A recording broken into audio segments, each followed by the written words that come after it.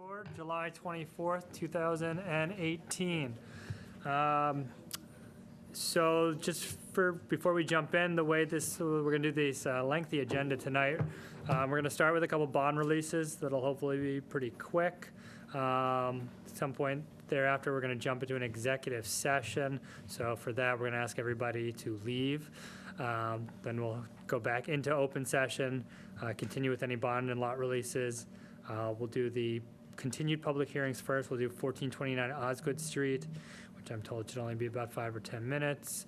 And then we'll do the master plan, really as much as we can on that. Hopefully about 7:30, 7:45 we'll get into that. Then we have a new public hearing on a Ree Street subdivision, and then some discussion items as well. So that is the general plan. So let's start 102 South Bradford Street. Bond release, Greg Penny. Request release of remaining bond funds, $4,000 associated with the construction of a 440 square foot addition and a 168 square foot screened-in porch off of the existing home in the non-disturbance and non-discharge zone. Monica. All right, so in your packet was a copy of the June 2017 watershed special permit decision. They had to supply an as-built plan as well as the certification from the engineer. I went out to inspect the site. Everything met the requirements. So the applicant is seeking the release of the remaining $4,000 bond. And there's no outstanding issues with this. Okay. So I'll make a motion to release all further bond on 102 South Bradford Street. I'll second. All in favor? Aye. All right. One thing off the agenda. 175 Salem Street, Peter and Arlene Devlin request release of remaining bond funds, $4,000 associated with construction of a 576 square foot garage and small extension of the existing paved driveway within the non-discharge zone. Okay, so in your packet was a copy of the July 2017 watershed special permit decision. As part of the decision, they were required to supply an as-built plan as well as a letter of certification from the architect or engineer, which they supplied. The applicant has met all decision requirements, and there are no outstanding issues related to the decision. Okay. And I would make a motion to release all remaining bond for 175 Salem Street. Second. All in favor? Aye. Okay, that's approved. Please note that it's 4-0, since we only have our four members at the moment. Same with the 102 South Bradford Street.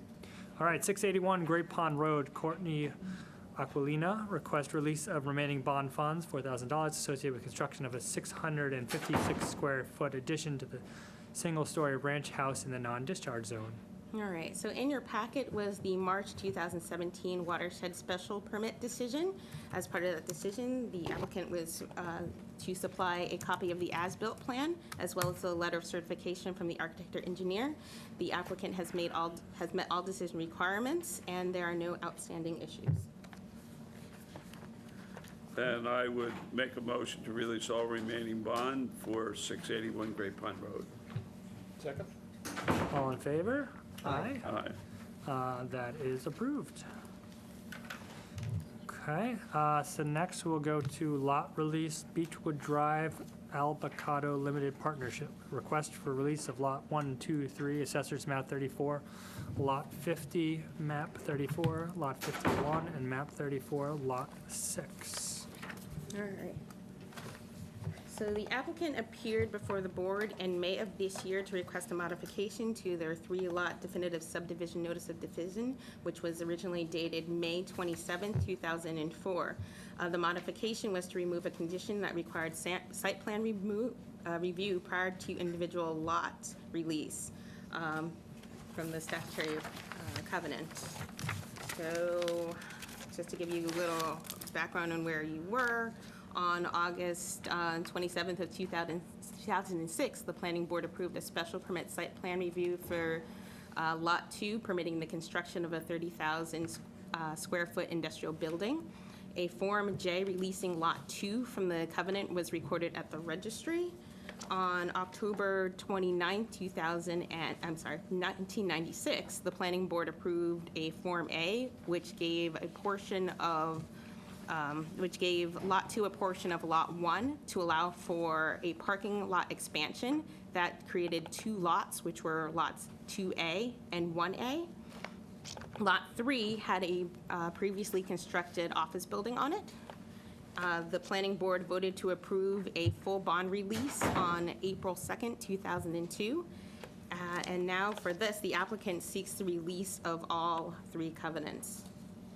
And that's why they have all the listed. So for your modification, you agreed to list lots 1, 2, 3, as well as the assessor's information for all 3 lots to make sure all bases were covered. So, I guess, so I remember this one. Yes. And was this one where they first wanted a new substantial change and then we made it a modification, right? Exactly. And we agreed to the Form J. So I guess what do we still need to do? Okay, now you're releasing the first 2 lots, so you will be releasing, actually, let me bring that The up. Form J didn't do that? Yes, we have the Form J for this. So you didn't send a Form J for this. You approved at the last meeting a modification Okay. to the plan, which changed the requirement of, let me see, which changed the site plan review, the modification removed a condition which required site plan review prior to individual lots being released from the statutory covenant. That was required in the last plan, so now there's no site plan review, but they're looking to release the lots for future sale. So, yeah, my memory fails me, but 2 of the 3 lots are built, right? Yes, Okay, and there's 1 lot that's not built, yes, okay? There was, if I remember correctly, it became 1A and 2A because the Lot 2, essentially, it was an application to take a piece of Lot 1, give it to Lot 2 for parking, I believe. exactly. In 1996, a portion of Lot A was given, Lot 2 was given a portion of Lot A to allow for a parking expansion, and that created 2 lots, which are now known as 2A and 1A. And these are undeveloped lots. So now I thought we had already approved all of this, so. yeah. No, It's all okay, I'm just Yeah. wondering if the lots, if it refers to 1, 2, 3 here, and the lots are 1A, 2A, should we be releasing the new lots or the old lots? I mean, yeah. Well, in the last, did we, with the last decision, did we, in essence, change it from 1A, 2A to 1 and 2 again? That's something I'm unclear on. No, in the decision, you agreed on basically listing all of the lots to make sure that the old lot numbers were covered as well as the new lots, which is why you have lots 1, 2, 3, as well as the assessors. I guess the main thing is in the Form J, as long as these lots 1, 2, and 3 that are listed here are consistent with the assessor's map. I can pull up the assessor's map if you, let me see, give me a second here.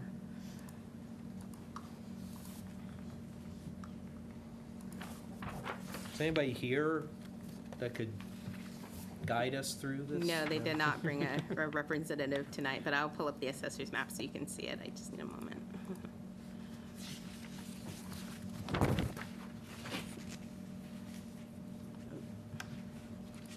So we had short memories, it's good to know I'm not the only one that. Yeah, I thought we had given approval for the planner to sign the Lot J. It's been a month since we met. Form J. Yeah, it's a little It's while. not like January when we're seeing each other every day. Okay.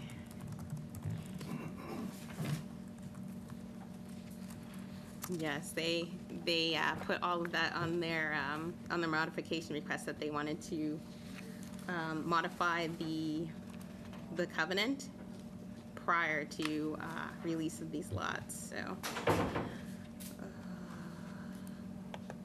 Here we are. This is the one that Brian Vaughn came and talked to us about, right? No, this, Or is that a different one? that's a different one. Oh, okay. That was Kelsey Lane. Yeah, okay. Okay. And I do apologize, this can be a little slow. I believe Attorney Belanger came on this. It is. No, I remember, I thought we had just given the planner permission to sign Yeah. the Form J. I think we're okay with that. I don't see Yeah. anything Yeah. that is an issue. So, I would make a motion to approve the request for the lot releases, just assume we have the right numbers on them. Yes. And it- direct the planner to sign off Okay. on the application. Right, and just double checking, make sure you have the right lot numbers. Yes, so Yeah. again, I pulled up the assessor's map here under 0 Beechwood, which would be this front lot here. And that follows, let me see, 3450. yes, 3450 here. And here you have 3451, which was the lot that took a portion to create the parking lot. And then this lot here, which is map number 34-6, is the one that had the existing structures on it. Okay. So, John has made a motion. Second. All in favor? Aye. Aye. Okay. All right, so that's approved. Okay, I think we'll do the executive, we have town council here, so I think this will be a good time to do the executive session. So, for what we're gonna do is we're going to have a vote to go into executive session. In executive session, it's just the members of the planning board and town council, so I'll ask that the recording be shut off and that everyone leave. We'll vote to come, once that's done, we'll vote to come out, and we'll come back into the regular open session, okay? Going to have a motion, if I could get a motion that the board will go into executive session to discuss litigation strategy with town council in the matter of Varsity Wireless versus North Andover Planning Board. The chair has determined that an open session would have a detrimental effect on the board's litigation position, and the board will reconvene in an open session after executive session. So if we get a motion and then a roll call vote. I'll make a motion to that effect. I'll second. Okay, all in favor? I, John Simons, vote to go into executive session. I, Aaron Preston, vote to go into executive session. I, Jennifer Lez, vote to go into executive session. I, Eitan Goldberg, vote to go into executive session. I, Peter Boynton, vote to go into executive session. Okay, so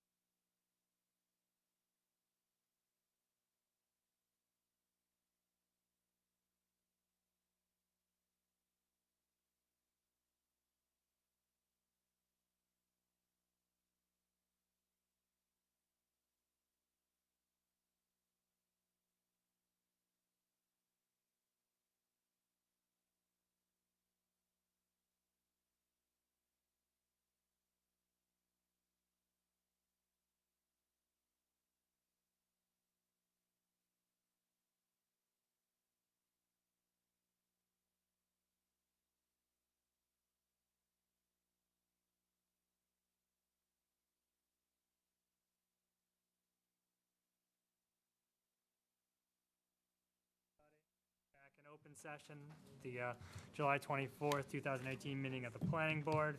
1429 Osgood Street, Oliver Enterprise, application for a site plan review special permit. Monica, where are we on this one? So they have provided us with some updated information, some of which came in this afternoon. So if you recall, they first came before the board on June 5th, and they came back on the 17th. This week, they submitted revised plans, which address several issues that both stormwater and civil had. They also submitted a stormwater pollution prevention plan. Today, we received from the fire department they supported their truck turnaround. And then, actually right before this meeting, we were able to get a list of materials that will be stored. So their conditions that they wanted us to add when we finally do come up with a decision is that the mulch, any mulch in excess of 300 cubic yards must be permitted through the fire department and must have 30 feet between the piles. Any storage must comply with the occupancy classification allowable quantities according to the building and fire codes. Documentation is still needed for the sprinkler system and change of use of occupancy. And then health is still reviewing this for the septic system. So they submitted new plans to the health department probably about 2 weeks ago. They're still waiting for a turnaround. So that's where we are today. Okay. I can very quickly go over. Can you introduce yourself? I can. I'm Wayne Kiefer. I'm a civil engineer from Allen Major. I can go quickly. There's two areas that changed because the septic system is here. It was previously just here with the rain garden on this side. That shifted down because of soil testing. The rain garden's now here, and one bin went away. So that's the only change up here. Down here, in meeting with Concom, they didn't want any bins within this zone, so one bin went away down here. Those are the only changes we have to do, site plan wise. We did submit to the Board of Health. Obviously, that's what the septic is for. We have a few outstanding comments from so there's two review letters, a TC letter and the Horsley Witten letter. All of the Horsley Witten comments are addressed. There's no outstanding items there. There's a few open items on the TEC letter. I think 4 of them are for the fire department. There's a couple for the Board of Health. There's a couple details we owe them. They're all very minor, but we'll get them an updated response letter at the end of this week. Hopefully we'll get their response next week. And so hopefully those peer reviews will be closed out next week. And the plan is still the storage yard and then just using the building as the office for the business? Yes. Well, yes. It's one tenant now. There's no longer two tenants. Right. So, yeah. It's a mixed use. The existing usage, mostly warehouse with some office. That would be maintained. We did have, there's one peer review comment that I'd like to get a little feedback on. There's a peer review comment about adding a dumpster enclosure detail. The site is walled off and then in the front fenced off with slats in this fencing. The dumpster will be somewhere in the back.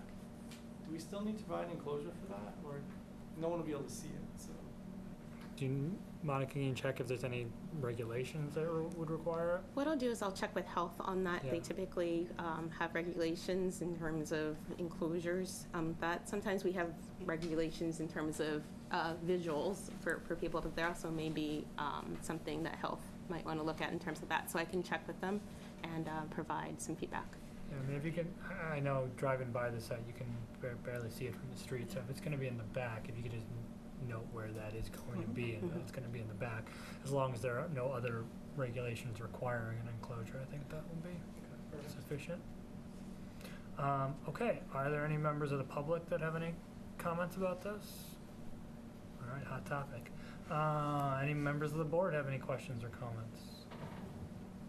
Okay, could we have a draft decision then for our next meeting? Of course. Do we have any time constraints? No, not with this one. Basically, once you close the public hearing, you have to deal with the decision within 90 days. Okay. So what we'll do is we'll continue the public hearing until August 21st. Yes. Okay, so we anticipate we'll be able to close it and issue a decision on that date. I actually did have one question. Board of Health, when do you expect to get your approval from them? We submitted those a week or two ago. I don't know if they gave us a timeline, but I can follow up with them. But it should be, we've been working with their consultant, so it should be pretty quick. I mean, there's no. There's big- nothing yeah, special about it, okay. no. It's just a raised system because of groundwater side. Yeah, okay. Okay. Very good, thank you. Want to continue until August 21st. Okay, next, we are going to go to the draft master plan. So the way I'd like to do this, why don't we have, Eric, our consultant Eric, and from town, if you want to have anything to add. Why don't we come up, Eric, why don't you come up and address any of the things we kind of talked about last time? Then we'll open it up to public comment. So what we've done is that the last meeting, we had public comment, just in general, and then we went through the first 3 sections of the master plan. If any members of the public want to comment on anything in the master plan, please feel free. And if you have specific comments about just that you want to go through in general at first, we'll have you come up and do that after our consultant goes. Then we'll kind of walk through as many of the sections as we kind of have the time to get to from 4 on.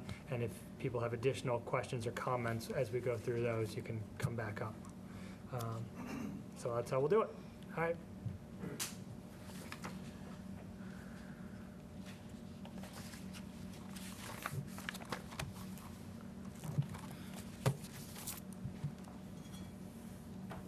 And just, what's easiest for people when we refer to the master plan, is it the actual page number or the PDF page number on the computer? Anybody have any preferences? Why don't we do the page number as it appears on the screen at the bottom there, when we can, for the references, that we're all on the same page. Okay, welcome back. Okay.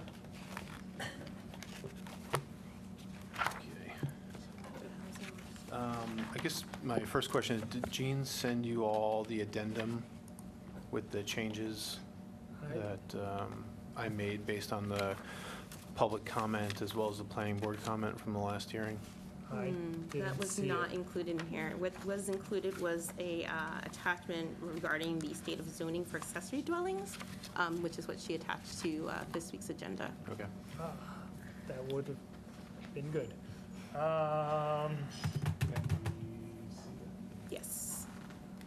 Yeah, if we could get that on the screen, and then if we could make that part of the packet and email it around as well. Yes, yes.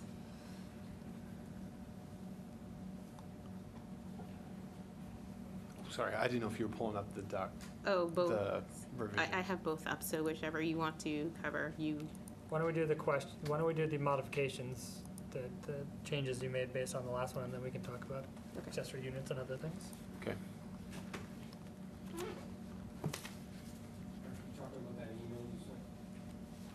Yeah, about 2 weeks ago or so. So we can get, Monica, do we have the ones with the agenda? I don't know if we have that.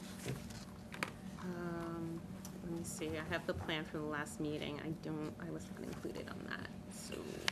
Okay, so I don't know that we have that. Okay, I can talk through it if you'd like.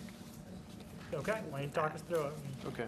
we'll go from there. Sure. So in the introduction, that first chapter, there was a request from the planning board to add an additional theme to the master plan around promoting public health. So I added a paragraph theme about that. So when Jean sends this out, hopefully after this meeting, or I can send it to Monica and Eric, whatever's easiest, you'll see that. So I've added that in as an additional theme. So let me know if I've got the wording right, and if you agree with it, next time I'm here or in between, just let me know. On the land use chapter, I adjusted the sub-bullets under the creating a new base zone district for downtown North Andover. So basically now it says, we wanted to consolidate 2 of them, if you remember last time, so now I've consolidated that to basically say replace and expand, so those 2 are consolidated, with a new base zoning district, and then it says include any additional redevelopment sites along Sutton Street, et cetera. So that's in there. There's also, under the housing chapter, I've added a new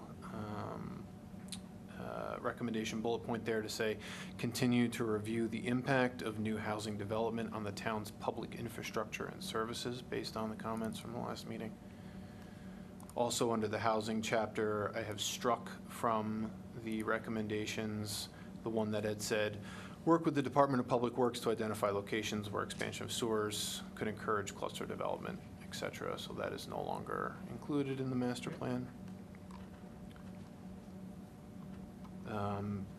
I know we haven't gotten to transportation, but some of these were part of the sort of running commentary on. Monica, why don't you go back up? Yeah. If you could, so we have, if you could go to the public health one, All right. so we have it up now. Oh, yes. So for anyone in the audience or listening, we had a really good discussion with members of the public as well as the board and our consultant about a couple of the overall themes of the master plan in the first 3 chapters, and these are some of some changes based on comments that were made at the last meeting. So if people want to address these now or in the future, you can. We're seeing them now as well for the first time.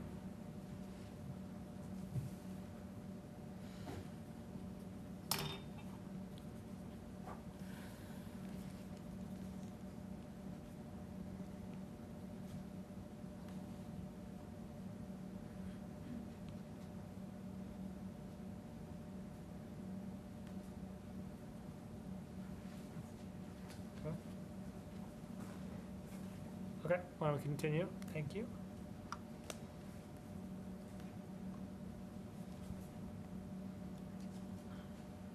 Go ahead. Okay, I didn't know if you Yeah, wanted to go to the Mike next can page. scroll to Definitely. continue scrolling. So we talked about this. Yeah. So whatever you see in that sort of burnt red color is what's been changed. Okay, we'll keep going. We can try to catch up with where we're at. There's what was stricken, yeah. We did that. Oops, sorry about that. So then there, the third bullet there under transportation chapter, there was some discussion about continuing to conduct traffic counts on the arterial roadways, given that some of the data that we've been able to find at least was a little bit antiquated on some of the roads, so we've added that in. And then down at the bottom there, talking about the continuing to plan for the undergrounding of utilities in downtown. We discussed that.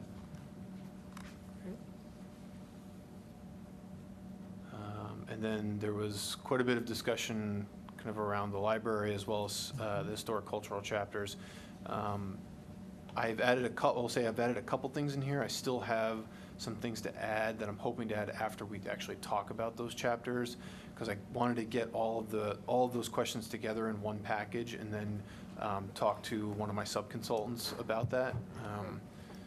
Because the historic cultural chapter is one that I probably have the least experience with, which is why we have a good sub-consultant on our team for that.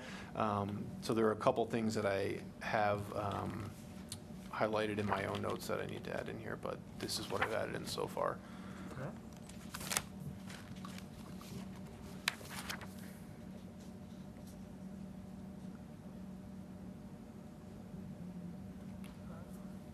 I read rapidly, just. Yeah, I saw that when I was Mhm. reading it. That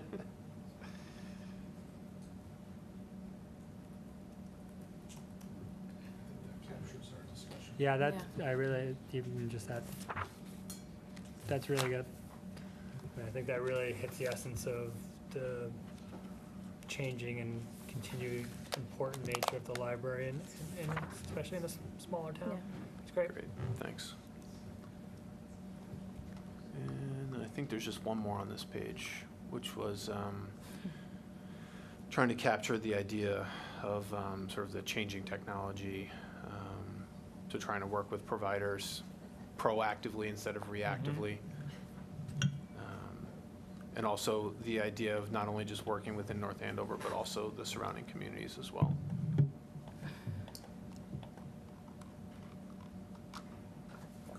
Okay, Great. great. Thank you for listening to what we had to say, when people in the public had to say, and making those changes. Sure They're thing. all for the better. All right, so why don't we open it up to members of the public who wish to speak? Anyone who's here who wants to speak will get their opportunity. So if you want to speak on any topic on the master plan, just come up to the podium, introduce yourself, name and where you live, and tell us your thoughts.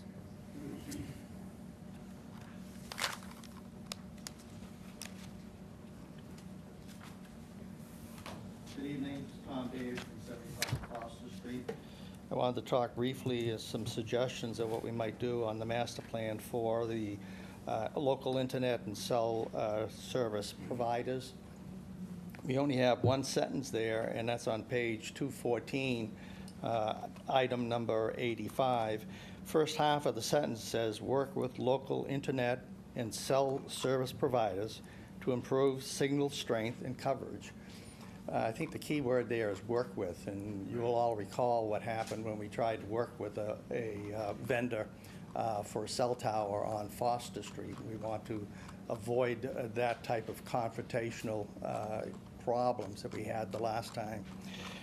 And what I'm going to suggest is changing that wording to be something more positive, in that the town is going to take the initiative to work with, find vendors and work with the vendors, because we really want to make sure that this time around, when the issues come up, that that it's going to be under our own terms and conditions. As you recall, the last time we had this conversation about cell towers, it was very confrontational, and ended up with the vendor filing a lawsuit against the town. So we want to avoid that in the future.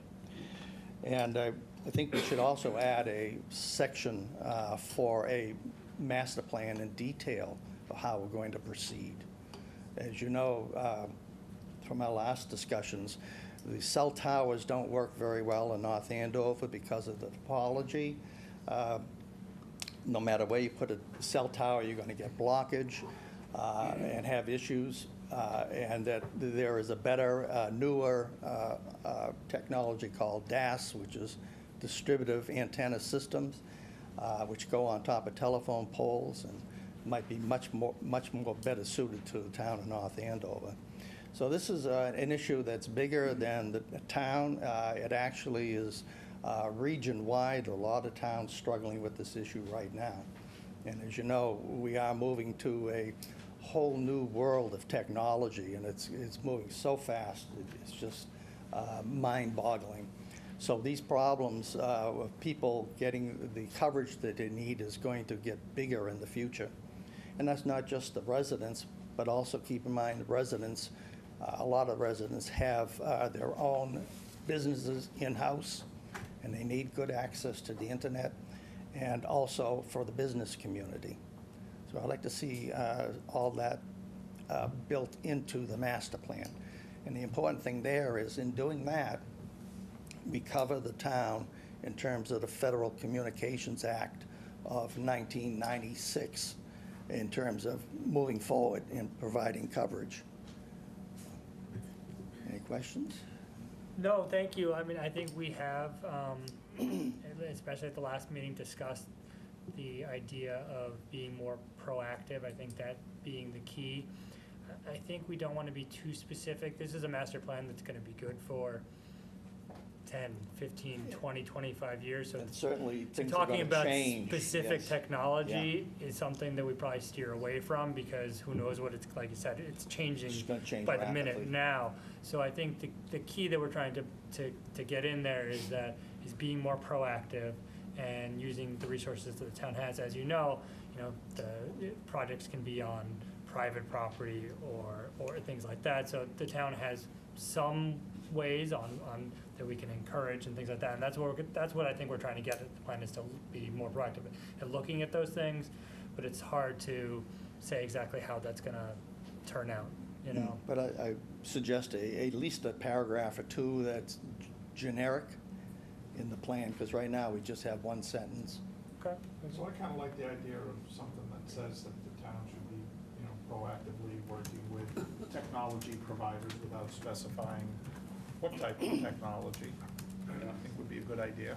We had a lot of discussion on this last winter and the spring about taking advantage of the master plan, and I agree we should have more than one center. Could maybe talk about, exploring grant opportunities, working with regional planners, things like that. I mean, Yeah. all the stuff we kind of do in other areas, which we sort of maybe push off on cell phone because it is so complicated and because of the federal and because of, the limited resources. But yeah, I think if we could do something just along those lines, if we could make that a paragraph, I think that would be a good thing. I think the other reason we push it off maybe is because maybe it's harder to figure out who exactly in town might do that. Right. Whereas in we other don't- areas, it's much clearer. where Right. those lines We don't are. have a state level, Department of Energy or anything But I like still think that. it's a good idea. Okay, Yeah. great. Thank you. Anybody else?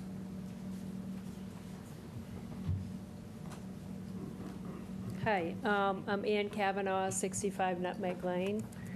I am on the library board, and I am the chair of the Long Range Planning Committee. We just, when reviewing the plan, we are, think that the library section is very well done.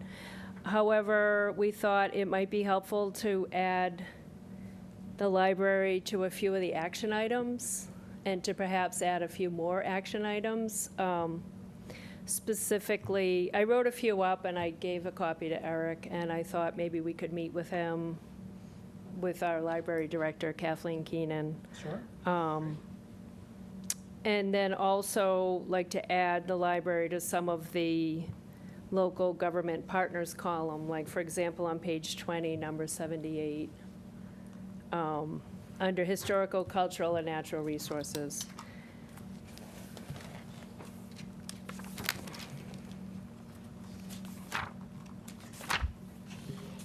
Anyways, that's a specific thing, and I have a few others, and So that's great. I mean, I think that's exactly what the dialogue is going to encourage, so thank you for. so we'll just continue with our yes, meeting, and then those changes will be in. Yeah, because I For- mean. yeah, 'cause it's detailed I and- think we all have kind of this new understanding of the broader function of the library, which I think is, I think we've done a good job of explaining that collectively, and, we want to get on board with it, but there's, maybe a few more specifics we need to Right. get in there as well, so. Okay, thank you. Great, Thank thank you. you. All right. Anybody else? Yeah, I knew you couldn't pass it up. I couldn't pass up a chance to talk. Stan Lippert, 43 Stone Cleave Road. First thing I wanted to say, I was unaware until the last meeting of the scope and responsiveness of the planning board. After following the last meeting you had, the next day, literally, on Mass Ave at the Common was a device collecting data about cars. And I said, wow, those guys are really good. And I didn't know the influence you had, so I was very impressed, I have to tell you. That was a very big deal, so I applaud everybody who took such initiative. The one thing I wanted to talk about very briefly was Facilities Master Plan 2. The town manager and the town administration have talked now about doing a second facilities master plan. And there's some outline for that, and it includes some things. I just wanted to get my 2 cents in on the schools and make sure that they're an integral part or a major part of that facilities master plan. And, as you all may get involved in that, just to sort of keep that in mind, because a number of our schools need some significant help beyond what you've already heard about the middle school, for example. We have old schools that need some significant renovation, Franklin, Atkinson, to a lesser extent Kittredge. And, that could be a part of that Facilities 2 master plan. Again, like that master plan, there's going to be a lengthy timeline and some ways to fund it. So it's not a instant solution for any problems, but I just think it'd be helpful to get it on a list and have people understand what the nature of the issues are so that we can be thinking about that down the road. And if it takes us 10 years to get there, I wouldn't be surprised by that, but I think it'd just be good to have a list. The other thing I wanted to mention, though, in transportation was there was a very good presentation, I thought, at the last Board of Selectmen's meeting about planning activity they're getting going about sidewalks and access. So I think that feeds right into some of the things that you all are doing, and that would be just another planning activity that I assume would be somehow incorporated into the master plan at some point. So I just wanted to mention those two things. Great, thank you. Okay, so if there's not other comments, why don't we pick up with section 4, transportation, and just go through some of the goals.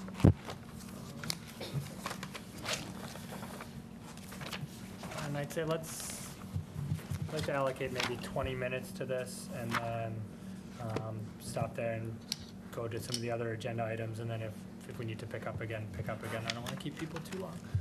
So that's what we'll do, about 20 minutes on this. Okay, so I guess, where do we pick up some goals? Transportation. I think it's on economic development first. Oh, economic development, did we do that? Did we do that one last time? All right. PDF page 75? It's a little laggy. Okay.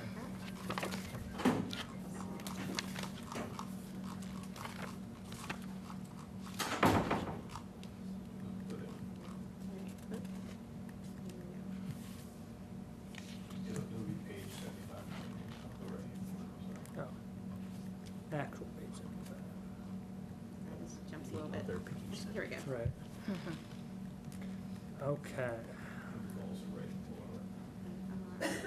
Goals and recommendations, it's on 76.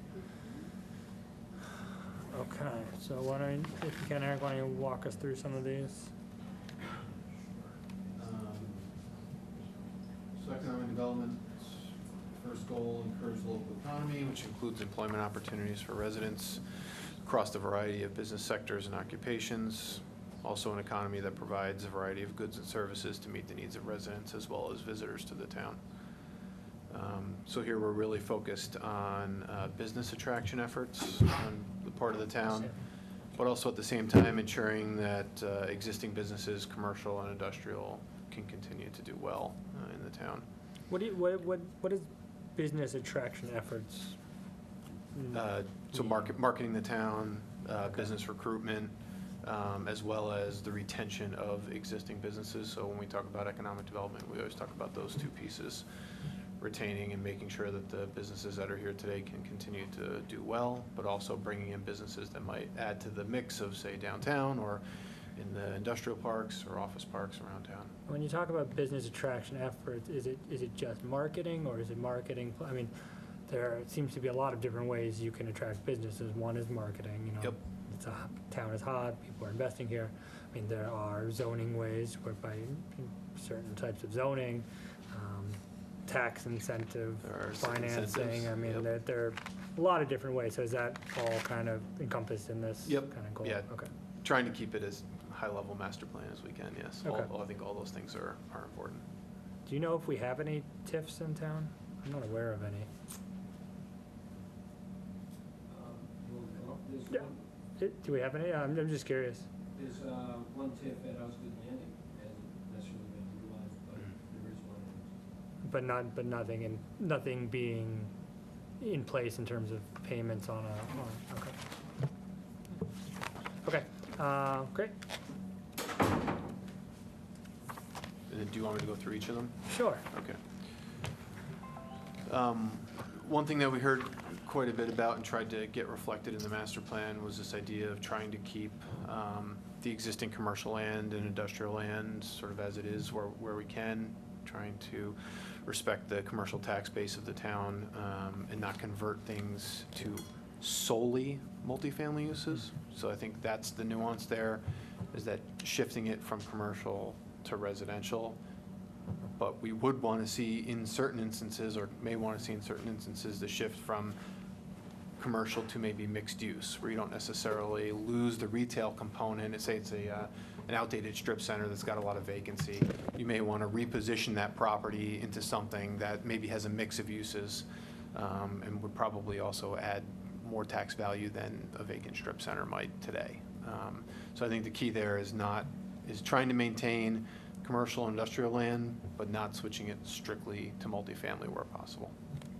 And I've seen ordinances or bylaws, in downtowns that require commercial use on the first floor, and then you can do residential above it. That way you're not getting rid of it, but you're supplementing. things Exactly, like yeah. that. Okay. Have you seen any master plans or similar plans where the town or community has gone through almost an inventory of all the properties? Because the reason why I mention that is I look at the solutions in economic development. There's so unique, almost individual properties where you got to go, what do I really want at this location, and work your way out. And sometimes that's, from a zoning point of view, it's not something that necessarily is optimal, but practically speaking, it's the way you have to do it. Have you seen much of that? Because that almost feels to me what we have to do is to build up sort of, it's almost like you put things in like buckets of types and so forth, and manage your way through it that way. Yep, I think I've seen that more as part of an economic development strategic plan or an economic development strategy, rather than maybe a master plan. Yeah, okay, fair enough. We're doing one in Framingham right now where we're Yeah. looking citywide, pulling data and coming up with all their trends, but then part of our planning effort is to actually do small area plans Yeah. in 2 neighborhoods. So then we're looking like property by property, saying what makes sense from an economic development standpoint on these properties, and then how would you actually incent it, whether it's financially, marketing, regulatory, coming up with those specific strategies.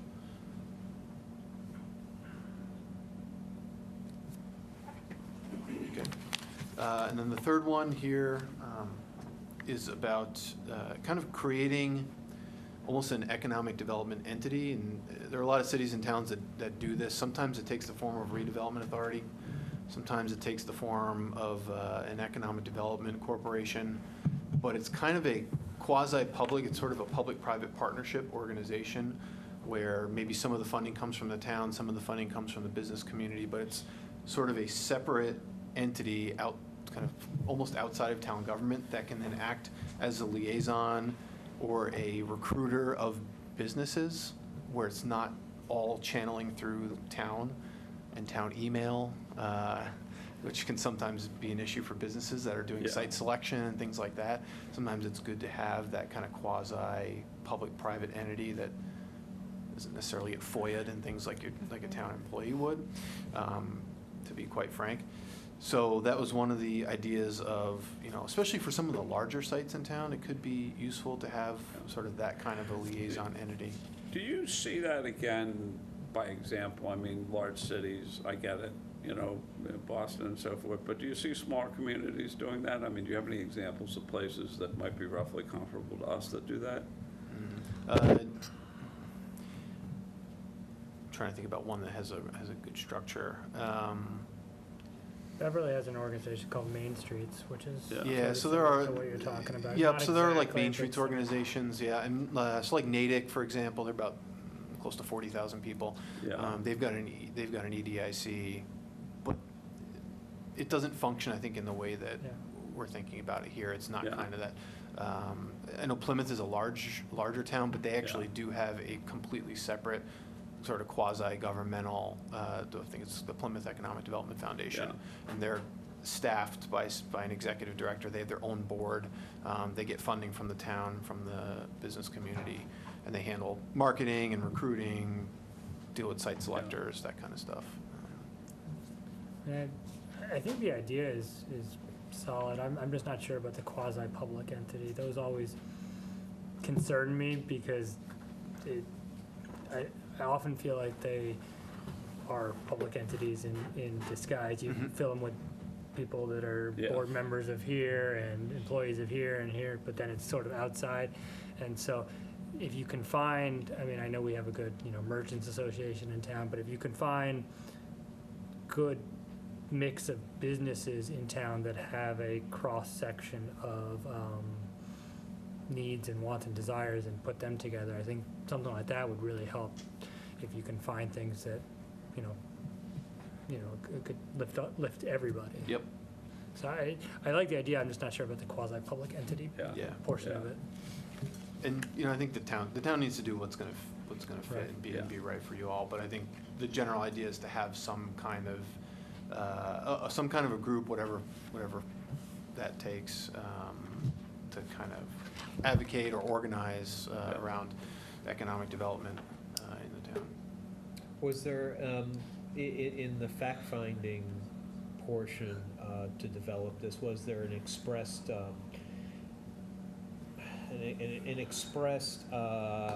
what's the right word for it? I guess, for lack of a better term, need to have an entity like this?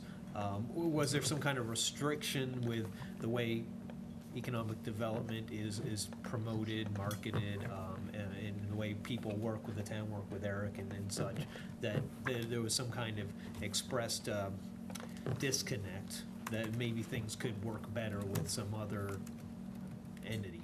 Yep. So I guess a couple things on that. One, from the sort of the public side, as we were going through the master plan, I'd say this was one of those recommendations where people were kind of on the fence. I think similar to what you were saying about the quasi-public piece. It was kind of a 50-50. Some people thought it was a good idea. Some people wanted more information.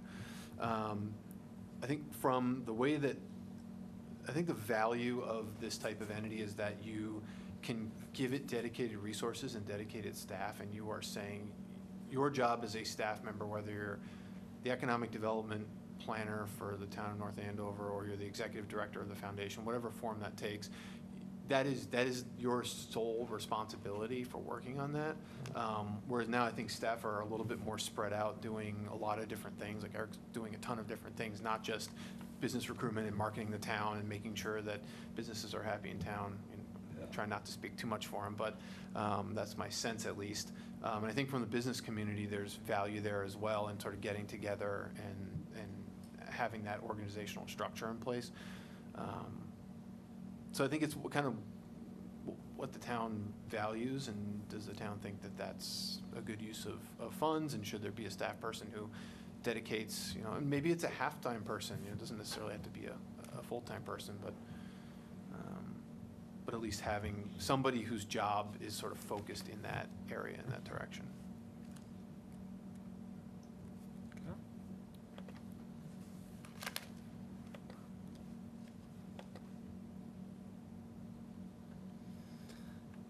The next one's look for opportunities to enhance visitation. That seems to speak for itself. That makes sense. Yep. We've talked a lot about the infrastructure and the streetscape, as well as Mixed-use buildings. Mixed-use buildings under the land use section.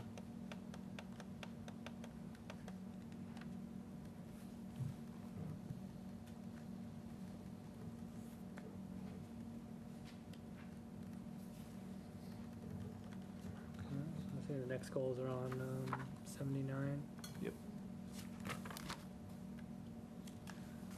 So I don't know, I have mixed feelings about the first one there.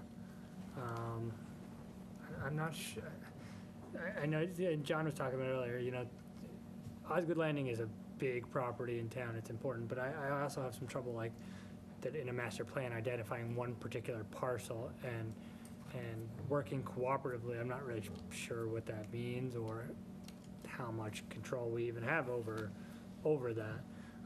Not that it hasn't been, cooperative, but right.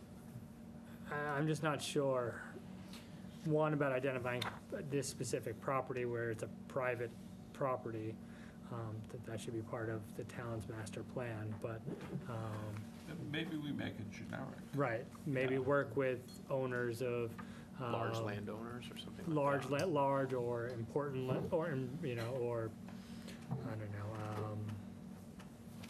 Significant material. significant or materially important properties in town to identify and attract a mix of uses for use That's and all well and redevelopment. good, but when you say that, everybody knows you're talking about Osgood Landing.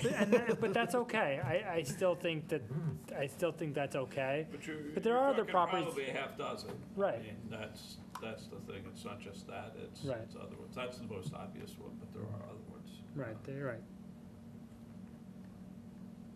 There was a lot of back and forth at the committee level about whether to call out Osgood, and in the end, we settled with doing it just because of the size and scale of the property, but But right. I will but tell you, there was a lot of back and forth if about that. if those property owners wanted to sell tomorrow to someone and it's a use that's allowed, then and they build something, then there's nothing to do, potentially. So You could do both. You could Yeah. sit with large property owners, including Osgood Landing.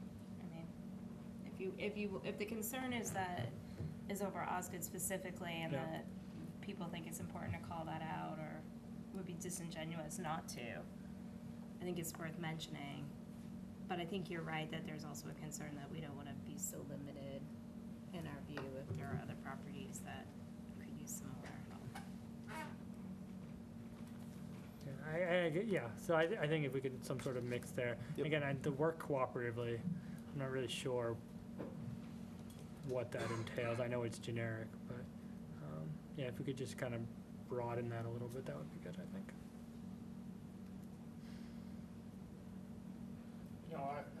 I can't help thinking that during that whole period of time, we did have at least one small business owner who came before the board and said, hey, I've tried to get the help of the town and never any response, and how come, and I mean, in a sense, the answer's obvious. This is a very, substantial property, but it does rub me a little bit the wrong way. For all the business owners in town, we're gonna focus on one in a master plan. And it rubs me, I mean, I thought it was a very good point that if people on the committee were concerned about this property, I don't want to be disingenuous with that. I think it's a good point, but I can't help thinking about all the other business owners in town saying, hey, what about me?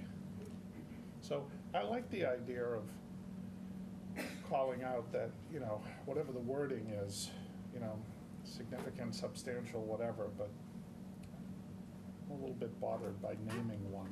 I think we could also, it doesn't have to be the first thing. I mean, there is a kind of effect there, like what you're talking about, Peter, number 3 there, establish a business visitation and outreach program to solicit input from businesses.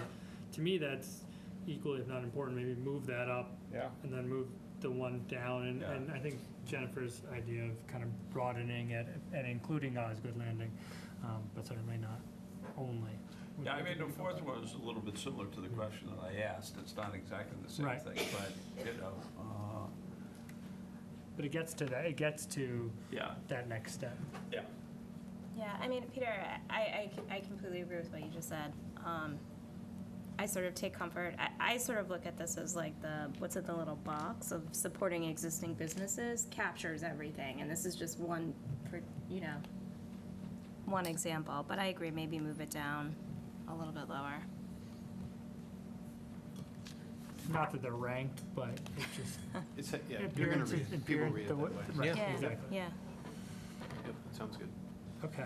That's it for economic. All right, so why don't we I wanted do, to go back Okay. to Stephen, just stay one for a quick second, because I think a little bit, I worry about that, because that could mean so many different things to so many different people. I mean, because you have, if you really think about Stevens Estate long-term, you have 2 or 3 things that are going on. One, should it be a town-owned and run facility, or should it go to commercial partner? And if it went to commercial partner than if it stayed in the town ownership, would you continue with the same use, or would you change the use? And that ties in with the, the explicit purpose of what we bought the property for, was to preserve it. And so a little bit that implies something different than that. I don't know. I don't know how much feedback you got on that, whether that was a top item or not. I wouldn't say it was a top item. I guess I would say, in talking with staff, I think there's a desire to see if there's a way to at least augment the way that it's being used today to generate some additional revenue on the property. And I don't mean tearing it down and building a Hilton on it or something like that. Yeah. And then I think, I think from the public's perspective, at least what we heard wasn't, not too much comment on this, but I think the sentiment would be not to do anything substantial there, but to try and preserve it in a way that I think, as to your point, John, was Maybe, intended. and then maybe you could leaven the comment with something about, ensure the preservation of, historical uniqueness in the open Yeah. space, I think. So evaluate the uses of the Stevens estate, to improve commercial potential while still Yeah, well, still, maintaining, yeah. Talk about some of the reasons that. I like, John, including open space. Yeah. Well, it's not just the historic value of the building, but it's the importance of the open space, because that is a very large tract right along the lake. Yeah, So I like including. yeah. So why don't we do, we'll do number 4, transportation, go through the goals of that, and then we'll get back into our, the remainder of our agenda. Okay.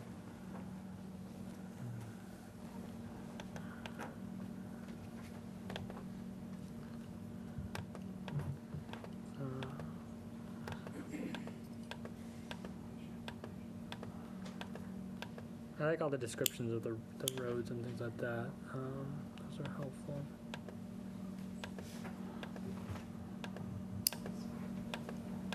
So you'll have to go down to like 92 or so. Okay, 92, yeah, which is. Master plan There page you number, go. right? Yeah. Yep. Evaluate sidewalk gaps and prioritize new sidewalks based on their ability to connect residents to schools, activity centers, civic spaces, recreation, open space. I mean, that seems to make sense. I don't know if there was any input from town administration. I know we already have, there are a lot of sidewalk plans and things like that, as long as that's in line with what you're hearing from. Yes, Okay. exactly, yeah. Great. Yeah, I mean, I think I said this in one of the previous times I was here, but I think sidewalk and sidewalk connectivity and safety, crosswalks is probably up there with one of the number 1 issues that we heard Yeah. Yeah. throughout the master Yeah. plan. So can you talk about complete streets? I don't, maybe I only know enough to have a dangerous knowledge of complete streets, but I'm not sure we're big enough to really have a complete streets program. I mean, we have the major roads, but then the downtown area is really, I'm not sure it's what the complete streets policies and MassDOTs are There- looking for, but There are towns of a few thousand that have policies and prioritization plans. so, that's what then, Yeah. want to talk about that? That's a. Yeah, so, I That's mean, the idea surprising. here is really, so complete streets is context sensitive. So what a complete street means in downtown Boston is going to be very different than what it means in North Andover, and very different than what it means on the Cape, and very different than what it means in Western Mass. So the idea of complete streets is that however you decide to shape your policy, if you decide to take a policy on and adopt it, would be the underlying principle of it is that as you are doing roadway improvements or improvements to a roadway in town, that internally, staff, whether it's DPW and whoever else they consult with as they're putting their plans together, their capital plans together, and their designs are thinking about ways to accommodate all roadway users. Now, it's entirely possible that the right-of-way will be too constrained, or there'll be huge trees on the sides of the road and there's no way to put sidewalks in because people don't want trees to be torn down, whatever the reason is. But at step 1, the people who are at the decision-making table and thinking about the design of that road are thinking about ways to accommodate all the users. And there are absolutely going to be instances where you're not going to be able to accommodate everybody. Maybe you can just do cars and peds or cars and bikes, or, in this case, we're just doing sidewalk gap treatment, so we're just going to take care of peds. But it's the idea that you have a policy in place at the highest level that's saying, from top to bottom, we're going to consider all users of the roadway. So that's at the end of the day, that's really what the policy does. And then, as long as MassDOT keeps the program in place, which hopefully they will, then once you have the policy in place, that allows you then, I think, to enter into their Complete Streets funding program. You would then do a prioritization plan where you would highlight a handful of corridors or projects that the town would like to undertake, and then MassDOT has grant programs to award money to help with construction costs and stuff like that. So it's kind of a multi-step process, but the first step would be to get that policy in place. Can I just add in terms Yeah. of complete streets, it's cars, pedestrians, bikes, trucks, as long as you have about three modes of transportation that you're looking at, then that can be part of your plan as well. And like you said, it's extremely context sensitive. So you have rural towns that have a complete street program, you have small towns that have complete streets, and you have large cities that have it as well. Any downside? No, I think it's just a use of time and resources, and, you know. Well, what does the town do now, specifically Public Works? Do you have a sense of how current policy is different from a complete streets policy? It sounds to me like folks in town are already doing some of these best practices. They've got the sidewalk gap plan, for example, the improvements that have been made in downtown. And I think those are all in line with complete streets and making roadways and the infrastructure more accessible to everybody. I think what I worry about is without policies in place, staff don't last forever. And what happens when the next administration comes in or the next DPW director comes in, there's not sort of that overarching policy in place to say, oh, and by the way, we have a complete streets policy, so make sure that when you're thinking about roadway design, you think about all these different users. Hopefully that person comes in with those best practices in mind, but I don't know, I always think it's better to I mean, have the if policy this in is place. the direction that the town, the administration, board of selectmen want to go, then it seems fine. I just don't want to, this is very specific, so, again, as long as we think that it's generally the way people want to go, putting it in, it seems fine, but, this document's going to be relied on, and it says adopt a complete streets policy, and that's a specific type of state policy, so I just want to make sure that that's the way people want to go, and if so, then fine, but, Seems kind of like a no-brainer to me, Yeah. honestly. Yeah, If okay, it's something yeah. that everybody was unanimous about, like, and personally, I run and bike and have been almost hit on a number of the out-country streets Yeah. with no sidewalks. So, to me, like, the more sidewalks, the more safe ways for people to be on streets, like, the better. So, and if this is consistent with what the town's already doing, why wouldn't we put ourselves in a position to be able to apply for more grants to get funding for it? So, Can I add that John Borghese, who is from DPW, and myself actually gave a presentation to the department, to the Board of Selectmen last Monday in regards to looking at a sidewalk plan. So we're going to be putting together a group of people who not only work for the town, but also residents of the town to come up with a sidewalk plan. So we'll be doing a gap analysis and just coming up with a comprehensive plan in regards to sidewalk maintenance and improvements. right, but you want to do that as part of a complete streets, or in addition to a complete streets policy. That's the beginning step. Okay, okay, okay, just want to make sure it's something that everybody wants, okay, all right.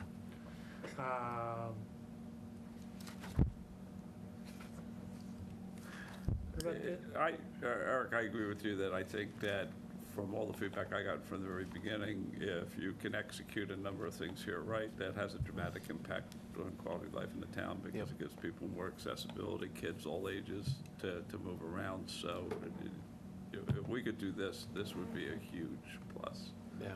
Yeah. The town has so many great assets, particularly the sort of open space and recreational assets too, that are spread out all around town. Yeah. So I think the So more that's- more ways that Yeah. they could be connected, I think the better. I wanted to ask a transportation question, and I don't mean to get us at all off topic, but to me, it's a big deal, is the airport. Was there any discussion at all about the airport? Because that is an important transportation asset, and it could be a incredibly important economic development asset if used wisely. And I realize there's all the governance issues and, you know, the city of Lawrence and all that sort of stuff, but it strikes me that that thing is just dramatically underutilized. So we're getting all the negative externalities from it and getting none of the pluses. And, you know, for me, I think that's something we should focus on, but. Yeah. Yeah. From the public side of things, from the process side of things, it surprisingly didn't really come up. Yeah. But if you all have any ideas on something you'd like to put in here, I'd be more than happy to do that. I just wasn't sure where to take it, kind of how the town feels about the airport and its value. I mean, it seems to me something soft, similar to what you got for Stevens Estate, to at least put a marker out there Yeah. that it's something worth looking at, yeah. In economic development, I mean, Yeah. there are ways to market regional airports for tourism, you know, come and, you know, fly around for the day and then come down to town to North End, you know, have a packet of, you know, coupons or things like that that you can get when you come and go to some of these, you know, plane ride tours I see flying over my house all the time. They can come into town and get something at the Chowder Company or whatever, just some sort of interaction, or give them a map of the town or something, just to say, hey, there's a nice little town right here after you take your airline ride, or if you want to come get breakfast, just to interact. And getting commercial flights and, you know, people, that's going to come and go, it's a little harder, but something like that shouldn't be that hard to do. And so just, yeah, just something soft about economic development of, you know, it's another resource that we could use. Okay. It's a good one, John. Yep, thanks. Okay, so let's see, so the transportation guys.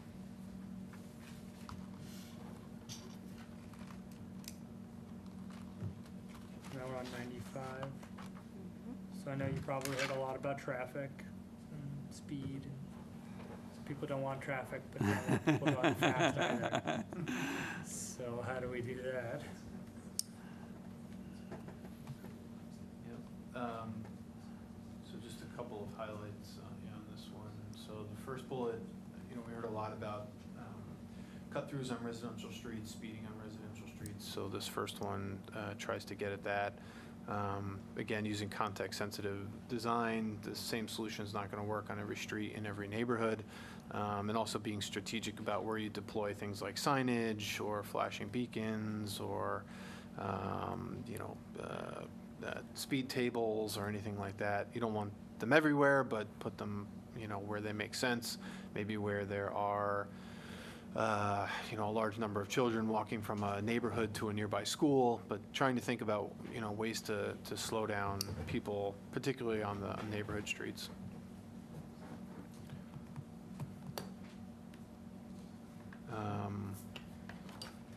And then we've got some wording in here about evaluating over time safety and congestion issues, especially along some of the key roadway corridors and at the intersections. This is also where I added the sentence, this is the third bullet there, where I added the sentence in the new changes about continuing to conduct traffic counts. Yeah. So that's will be incorporated into the changes. Yeah. I think that's a really good idea, because if you don't have data, Yeah. And then talk a little bit about the potential for improving wider shoulders or dedicated bike lanes, or maybe a side path that's off the road for cyclists. So there's a lot of different treatments that you could use depending on the amount of right-of-way that you have and or the amount of money that you have to improve a roadway at any given point in time. So we've included a couple of different suggestions, and these aren't the only suggestions, but just a couple of the typical ones here for cyclists. On the planning board side, maybe thinking about during site planning process or even in zoning, trying to have some strong language or incentives about shared access points, particularly on some of the major roadways where there's a lot of left and right turn movements, curb cut consolidation, shared parking, connected parking, things like that. I know it can be difficult when you have a lot of disparate ownership along a corridor, but it's something easy you might just be able to add into the zoning if it's not already in there. So one thing is use consistent streetscape treatments. This is on 96 to sidewalk designs and finding signage to connect downtown with the Mill District to encourage walking, gathering, shopping, and dining. That's one I hear a lot, and I think is really important. I know like the artisan market, when they had the farmer's market in June, that seemed to work out well. But I think there's only so much that, you know, signs can do. I'm wondering if there's more that we can suggest, or just finding a way to connect, you know, the mills and the things on Water Street and the things on Main Street to make it so you think about going to both of them. You know, it seems like you go to one or you go to the other, you don't do both. So I don't know if there's other ideas or more that we can kind of say that should be a focus. That's a great point. And I know people talk about it all the time, and I don't know that there's an easy answer. I mean, yeah, in my mind, the answer is that you make the mill development so attractive that it becomes a location that people go to, and then that will stimulate the growth of Water Street into the downtown. I mean, that's my view of how it's going to happen, but that's why I think, you know, what we talked about before is working with different owners to facilitate things is important, because you know, again, it's that thing about being context sensitive. What you're going to do on Water Street is different than what you're going to do out in Lucid. So, Yeah, I mean, I think there's two anchors. There's downtown, there's the mills, and then there's the area in between. Yeah. And I think signage will do something, but I think creating the visual connectivity and sort of the idea that someone will want to walk from point A to point B in between those two anchors. So I think John's point, if you're able to maybe pick a couple of properties, it doesn't have to be all of them, but maybe one or two of them redeveloped to add some new interesting business mixes or whatever along the way, it kind of creates the reason to keep walking. Like, oh, what's down there? Oh, what's down there? Oh, now I'm at the mills. Or oh, now I'm at downtown. we have a prohibition against outdoor dining. We don't, do we? There's not undue restrictions to having outdoor patios for dining. I don't think so. I mean, I think you have to meet ADA requirements for sidewalk and 3 feet and stuff like that. There is a seating requirement, right, in the bylaw? Yeah. Limits the amount of seats you can have outside. Yeah, see, that's something we may want to revisit, because the more lively you make your streetscape, the better off you might be. Yeah. I've seen outdoor dining pilot, like you do it for a summer or something like that, do a bylaw for, do something for a summer to allow for it, and see if it works and where it works and how many. Because especially in the summer, if you could have people outdoors, that again stimulates people. More bike paths, more walking paths. I mean, the signage, but really dedicating time to setting those aside so that people think to walk in between these places. I forget, is there parking along that stretch on either side? It's parking on Water Street, right? Yeah. But there's not kind of in between. In between is all for like the residences if you go around the pond. All right. But if once the senior center and that parking lot opens up, once that moves, there might be more opportunities there. I meant on-street parking. Is there on-street parking on Water Street? Water Street, I think. Street, Yeah. So you could think about doing like temporary takeover of a parking space or two along the way. Yeah, just like to add that sort of visual cue. I mean, They do that in Montreal, believe it or not. There's spots out in the street, because the streets are so narrow, they actually put the things out in the streets. Yeah. Okay. I mean, it works best if you can tie it to in front of a business or something to give them that outdoor seating, but anyway. Okay.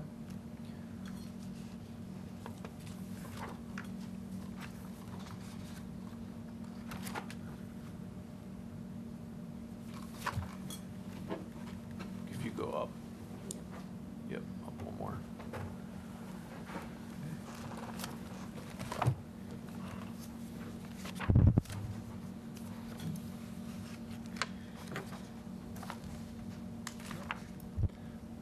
Does anyone have any more of these that they want to go over?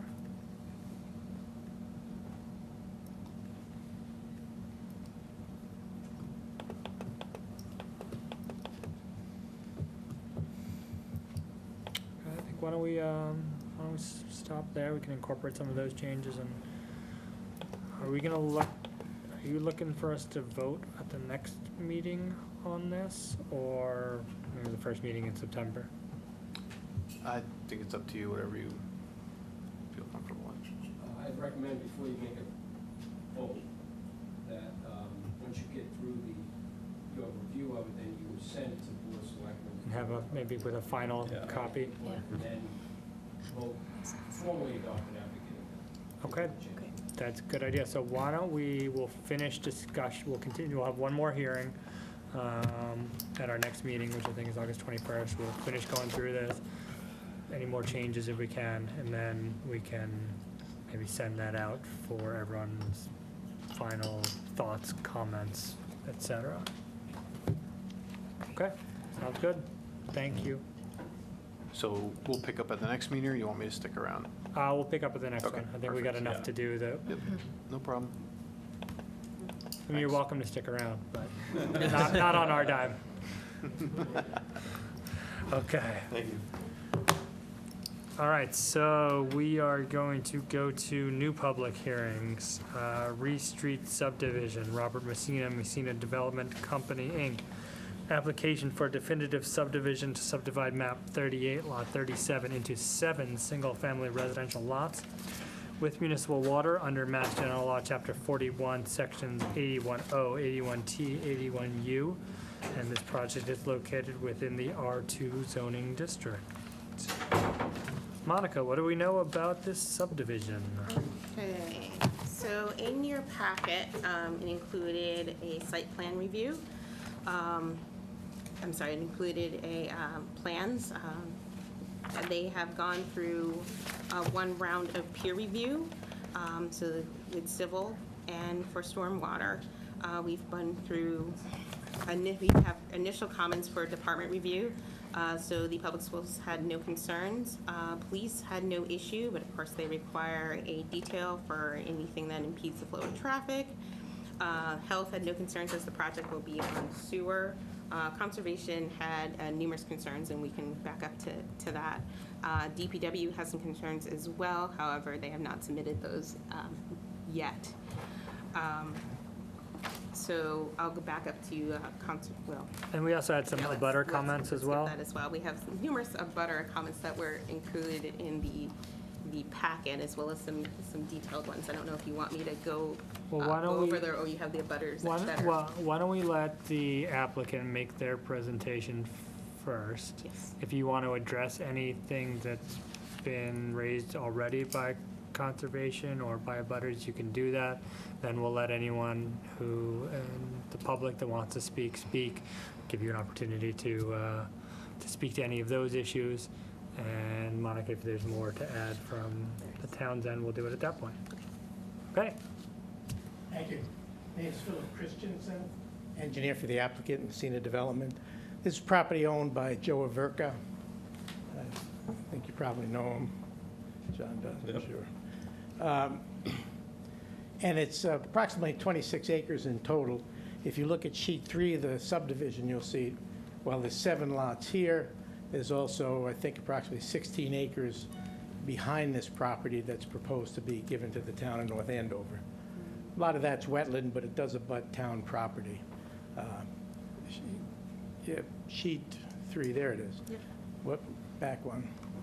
Hold on, my computer jumps. I apologize. So parcel B and parcel A would both be given to the town of North Andover. That abuts the school on Johnson Street. Okay, it is a 7-lot subdivision. It's on a portion of Ray Street that's undeveloped. As you know, Ray Street meanders all over town. It's not really a straight way. It bends and turns, but this section is between North Cross Road and approximately where Ray Street and Abbott Street come together. Is it a completely just a paper street, or is It's there a- a path there? Well, it's a just forgot. footpath, Yeah. but it's not, you know, Yeah. it's not, there's no sign of any No pavement. sufficient and- with greater construction or any of Nothing, that sort of no, stuff? no. Yeah, okay. So it's technically a private way, but it's, you know, Yeah. was never accepted by the town as Yeah. a public way. So it's proposed to develop Ray Street to a passable standard for vehicular traffic, put in sewer and water. Now, with regard to sewer, we met with Tim Willett, and if John probably remembers this, but remember all the problems with North Cross and South Cross and the sewer and Yeah. never really got connected.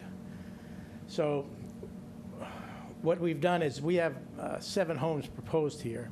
What we're going to do is put in a sewage pumping station that would allow the sewage from here to be pumped up to Abbott Street, where there's a gravity sewer, but also to allow, there's approximately 15 homes on North Cross and South Cross in that area that the town will connect to this sewer pumping station. So the town has to rebuild maybe 200 feet of that sewer line, and then they could get it to this pump station. So that's what we've discussed with Mr. Willett. Who would own that pump station? The town would eventually own the pump station, And who would build the pump station? the And pay- developer, And pay for it? yes. Okay. And so you'll talk about whether that's a, What's that? just got concerns Okay. about public works projects and things like that. But Okay, the- but you the- can figure That that out. is typically, I think, the model that has happened in North Andover, that they, right, it's built according to the specs of the DPW. Built but it's according to privately, yeah. DPW specs, and then once the project's, when the roadway's accepted, the sewer, water, and the pump station are all accepted by the Yeah. town. Then it I becomes mean, town it's property. obviously, like when we do gravity sewers, that's the case. Same thing. And then, like, the street I live on has a pumping station, and that's the way it was done, so. Right. Yeah. So, in any case, the other issue with the road is that there's quite a variable width to Ray Street. In some places, it's maybe 2 rods or 33 feet wide. Other places, it's over 50 feet wide. But, so what we've done is to provide a roadway widening easement of a full 25 feet from the edge of Ray Street back, so we can lay out this road, and we'll have greater than a 50-foot right-of-way, which is your standard 50-foot right-of-way. Can I ask you a question about the road? Is this proposal to open up that path between Yes. one end of Ray Street and Yes. North Cross? So it will be completely, people will So, go completely through? If you got on Ray Street at Chestnut Street, you could drive to Summer Street. Right, that's my concern, because that's a high-traffic area with a lot of children walking to school. And there are already cars that fly down Abbott and up Ray and make it a particularly dangerous part of town. And I guess I'm just wondering, and maybe Monica can answer this, if there's been any consideration of the traffic impact or the impact on the neighborhood and that traffic pattern, because I'm very concerned that if you open up a cut-through from Summer to Abbott like that, that's gonna dramatically increase traffic at exactly the time when there are dozens of children walking to school, because that's the time it's the busiest over there. And that's when people are flying around trying to get to the Johnson Street entrance. So is that something that's been considered or is being looking at? It's going to be looked at with our civil peer review consultant. So far, they've addressed kind of the stormwater, they've looked at some of the utilities. We're waiting back on information regarding the traffic study, so that's something that they take into account.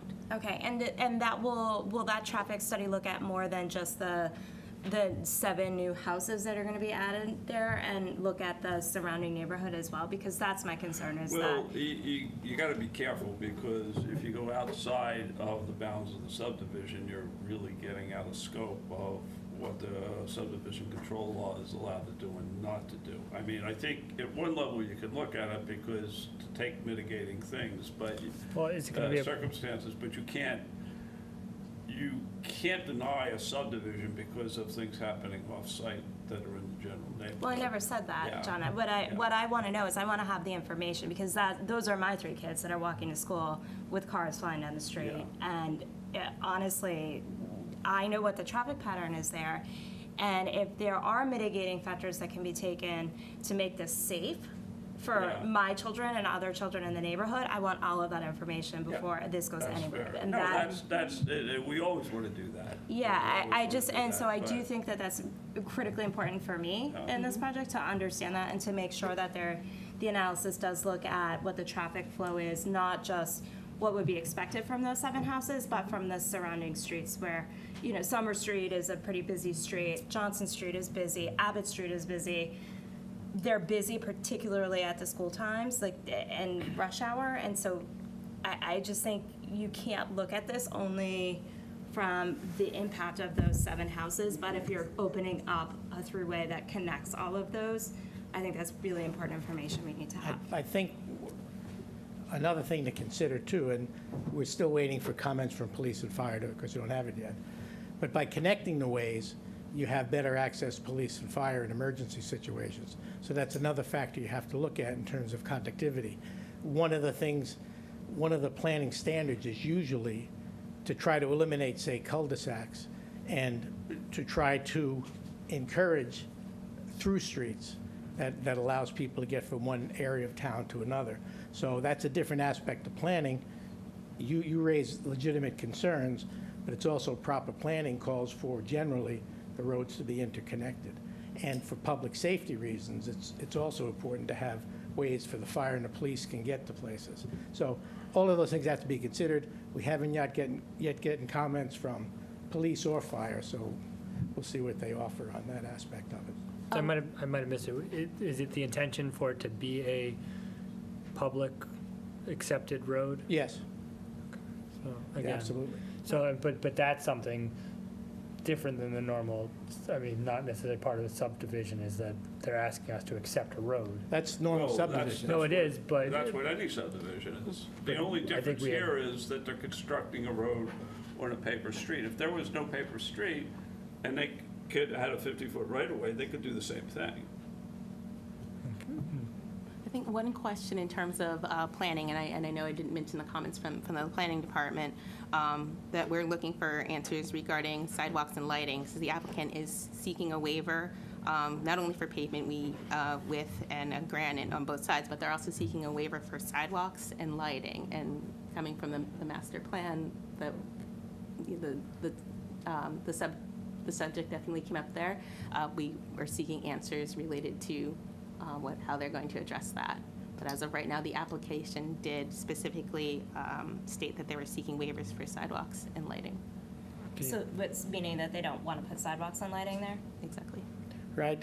Quite often, the practice in town is to contribute to a sidewalk fund. So rather than build it in a subdivision, you pay money to the town, and the town Right. puts it where they prefer it. If you want sidewalks, we can put sidewalks in, Well, I but mean, we're asking for I that think, waiver. generally when we've done that, it's because it's been in a cul-de-sac where the only people that are going to use it are, Yeah. people in the street, whereas this would be a through street. So, we may say it makes more sense to put the sidewalk in. Absolutely. Yeah. And it's Yeah. close to a school. And it would be the only stretch of road over there without a sidewalk. I don't think that's true. That is true. It is true, because there's sidewalk, well, not on North Cross, but on Abbott Right. and Ray, over there, those are all sidewalks. Yeah. But that's something to consider, that's all. Just in terms of the roadway layout, we're doing is trying to do low-impact development, as you like to see in most projects these days. All of the drainage flow comes from the north, flows across Ray Street and down towards a large wetland down the bottom. So difficulty becomes in how to handle that, and what we've decided to do here is develop a road that's super elevated, meaning it's higher on the north side than it is on the south side. So the road is like that without a crown in the middle. If you put a crown in and all the water gets trapped up here, you have to put in a lot of drainage structures to get it across. So what we're proposing to do is to put curbing just on the south side with openings in the curb you can see it's about every lot line, and allow the water that comes across the road to flow out through the openings in the curb, down through swales through the property, and to infiltration areas and rain gardens that are proposed in the backs of the property. So this allows stormwater treatment, it allows infiltration, which is required by stormwater standards, and it minimizes the work for DPW in terms of catch basin cleaning, maintaining manholes and drainage structures in the street. So we think that's a variation from your rules, but we think it's beneficial, and it works towards what we're trying to do these days in low-impact development, which is one of the reasons to request a waiver on the roadway width too. What are you talking about? 24 feet. Yeah, And that just, what that does is it minimizes impervious cover, which reduces runoff. Again, one of the goals of Stormwater Management and Conservation Commission. So what we've done is to show the houses here with those kind of orange-brown, they're shown in there. We do have wetlands line, flood line, and 100-foot buffer zone lines on there. There's a wetland line here in green. This is the 200-foot river line here. The 100-foot, the 100-year flood line is this blue line right here. And this is 100 feet from the buffer zone, from the wetlands. So that's the 100-foot buffer zone line. So, and those detention areas are here, here, here, here, and here, and finally down here is a rain garden. The rest of these are all infiltration, stormwater treatment. So, benefit to the town is the pump station, and to the homeowners in the area that 15 homes will be connected to it. So when their septic systems finally fail, they'll have a place for the sewage to go. And also, the water system will be connected all the way through, so it'll be a looped water system. Again, that's better than having dead-end water lines. So that's an improvement for the town. And the additional land that will be given to the town, the 16 acres, those two parcels I showed you at the beginning. Were they part of the parcel, or have you carved them off in separate format? There were separate parcels under the same ownership without frontage. Yeah. So then, Okay, we no, kind of had a yeah. choice, John. We could add them to these lots, which would be kind of useless. And we I thought, was just wondering if they were all, they're not part of the subdivision technically. Then, Or- I guess it is because it's the same land. We can't do a subdivision without providing frontage for those parcels that don't have frontage. Yeah, So if that land goes to the town, then it has frontage that way. yeah. Otherwise, we'd have to create frontage here or connect all of those parcels to one of these lots, which really wouldn't be very useful, I don't think. The property is on the other side of the street. There's existing houses. Where do they front on? Way up on Abbott up here. There, okay. You notice the very narrow lots as they come down. There's a detention pond down here for that development. Okay. That is, yeah, if you look on the screen now, you can see all those lots are up on Abbott Street. Okay. Those long tails going back, which are now illegal, right? Yep.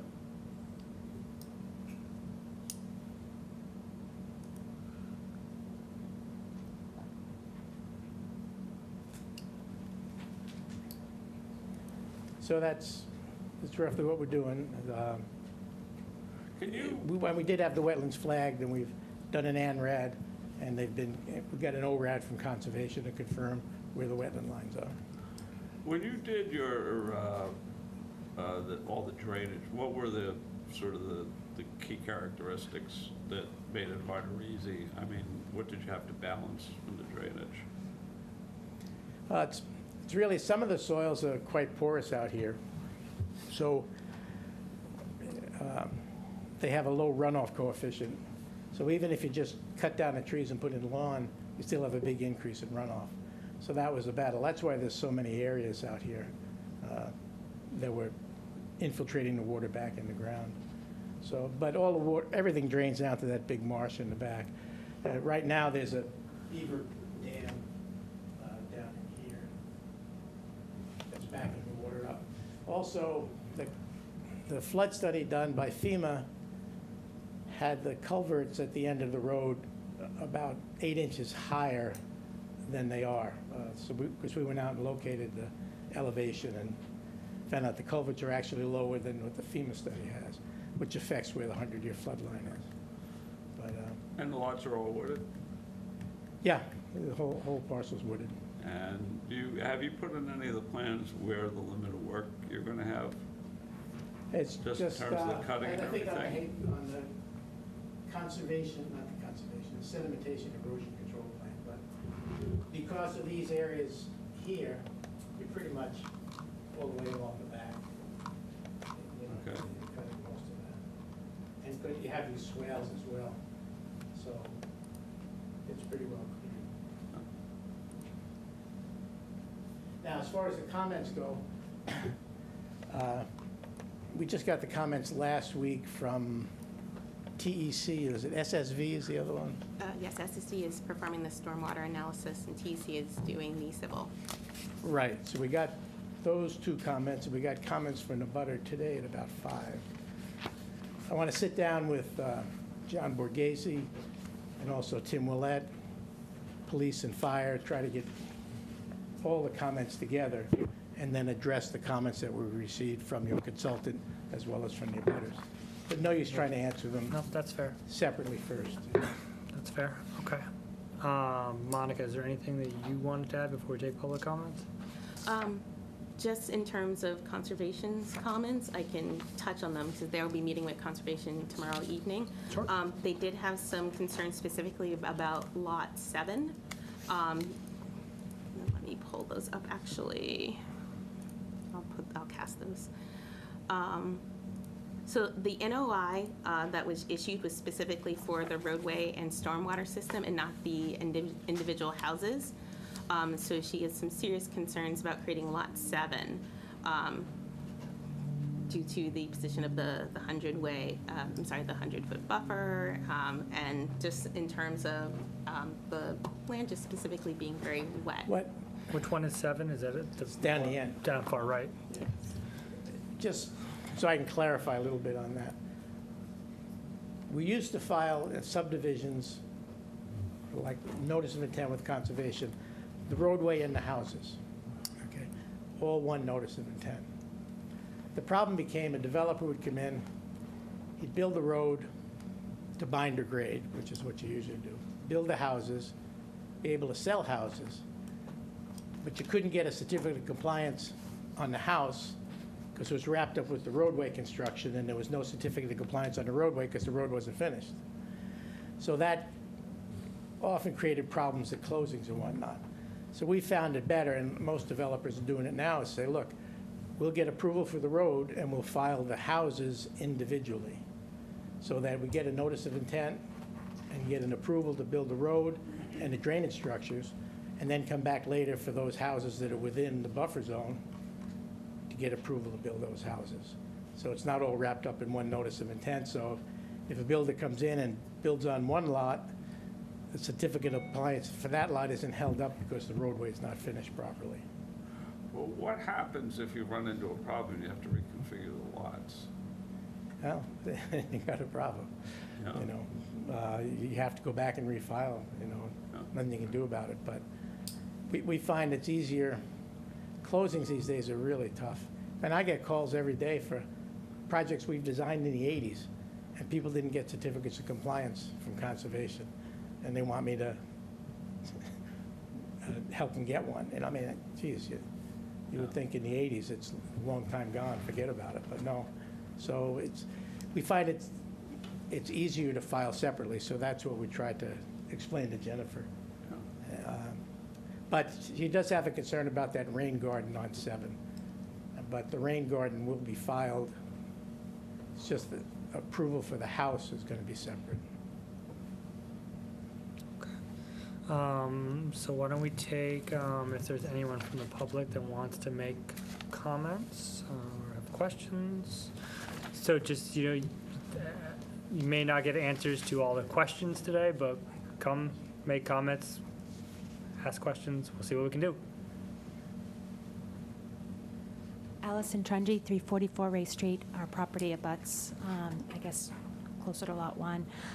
My main area of concern is the traffic as well. And we live right at the beginning of where this proposed street is going to be going in. And there are two things. One, I don't know when the traffic study will take place, but I respectfully request that it take place during school hours, as it is a very busy area, and that is my main area of concern. If this did go through, I see that it is a throughway. Is there any way possible that the plan could call for a cul-de-sac so it doesn't become a throughway? That I feel as though, like it was proposed earlier, it's not really affecting just the 7 lots or 7 houses, but rather I feel like it will be the quickest way from Johnson Street to Summer Street, so that's my comment. Thank you.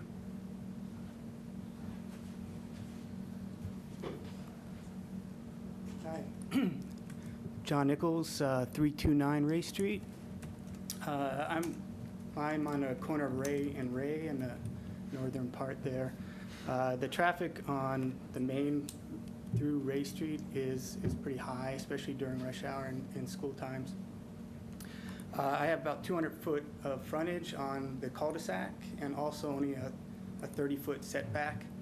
I also request a study into seeing if you can just make it a cul-de-sac.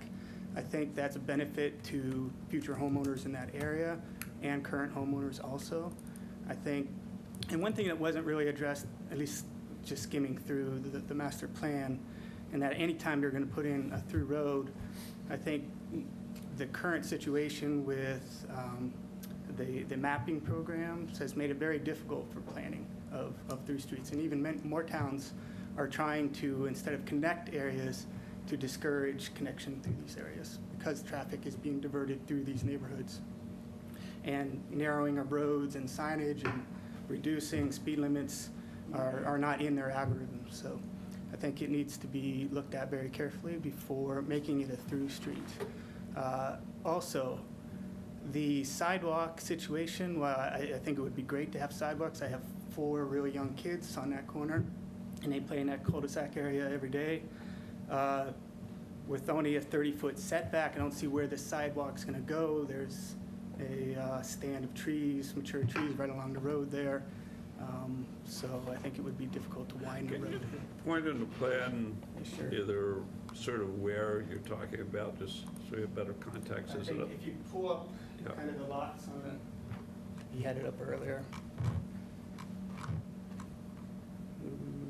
Maybe go back where it has the lots of If you go back to the one that showed where, like, the other lots, the. Oak Streets, yeah, that's just the development there. All right, hold on. I'm sorry, the slowest. Yeah, oh. No, I think not you that had it. one. Go back one, yeah. Yeah, Right, here we go. we go, I think you That passed doesn't it. do That's not the best one. We go down one, stop there. Oh. I'm sorry, we're very jumpy. Oh, up, Not that one. there we go. And on the street, That's hard to tell. it's, where's Ray Street? Ray Street's everywhere on It's like right here, right? Is that Yeah, so that corner lot right there. exactly. Okay, So right the at that, corner so it's lot. at the end by lot 1? Yeah, so I You are, have okay. the main throughway of Ray Street, which is very busy, and we have the cul-de-sac there that goes to the woods. So making it a through street, we have through traffic going, and now with the apps today, that if it saves a minute or saves a tenth of a mile, people are gonna follow their phones, so I think it needs to be taken into consideration. If there's a possibility, if it goes through, our first desire is for it not to, but that it remains a cul-de-sac, so that it's not a through area. So. Oh, can I have one more thing? I did notice on the plans, I looked at them carefully though, or not very carefully, the force main goes right along the street, so they're digging up the current cul-de-sac. But the gravity-fed portion of that is not extending to near our house. If that can be extended, if you're building and tearing up the street, you should probably get as many houses as possible on the sewer.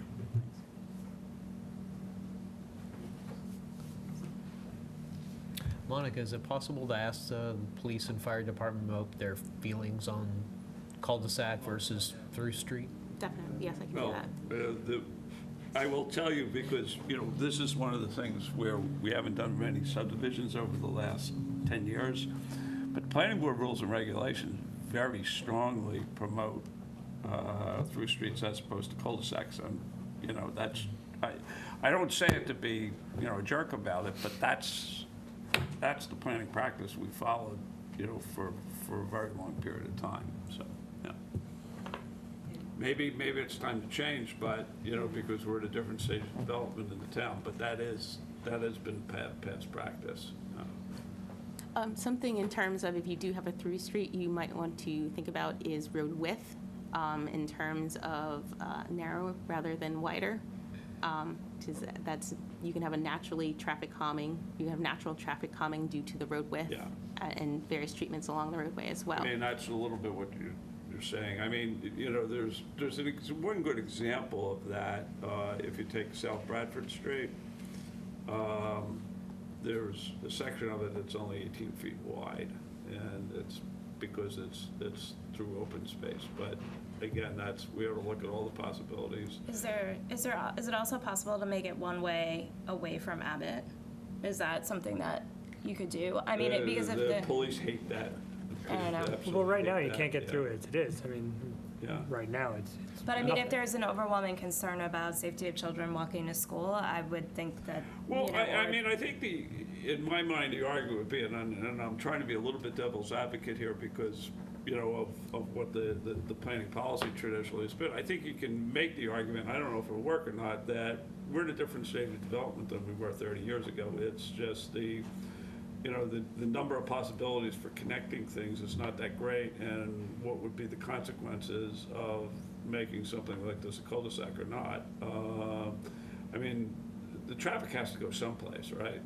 I mean, right, but with all due respect, when everybody uses Waze to go from one place to another, now all of these streets that were previously low traffic, and it made sense to have more connecting streets in small neighborhoods, all of a sudden it doesn't make sense no, anymore. it And I doesn't. think You're there are right. a lot I mean, of from the point communities of that view no longer do that because people, yeah, that's my point, is a little bit that we're at a different point in the development of the town than we were 30 or 40 years ago, where some of that, you know, and we didn't have those applications today that cause people to engage in bad behavior.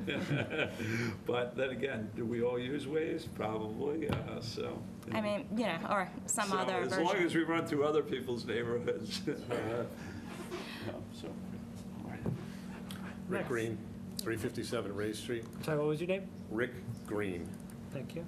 I submitted comments We got to those, thank Monica. you. Unfortunately, I apologize, they came in yesterday, but that was my review of the subdivision plans. I'm not going to touch on all of those. You guys have all those to look at.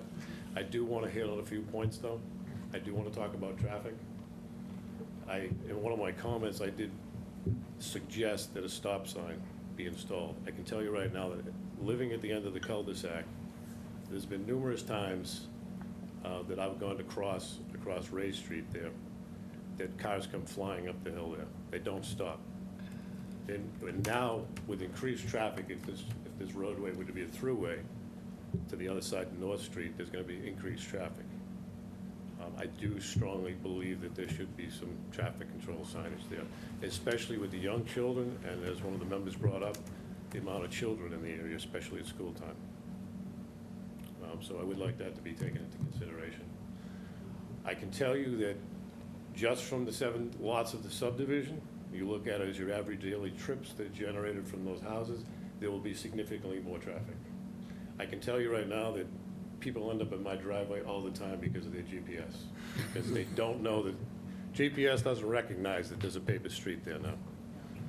So there's going to be a significant amount of traffic, and I can tell you that my mailbox has been knocked down 4 or 5 times at least and hit.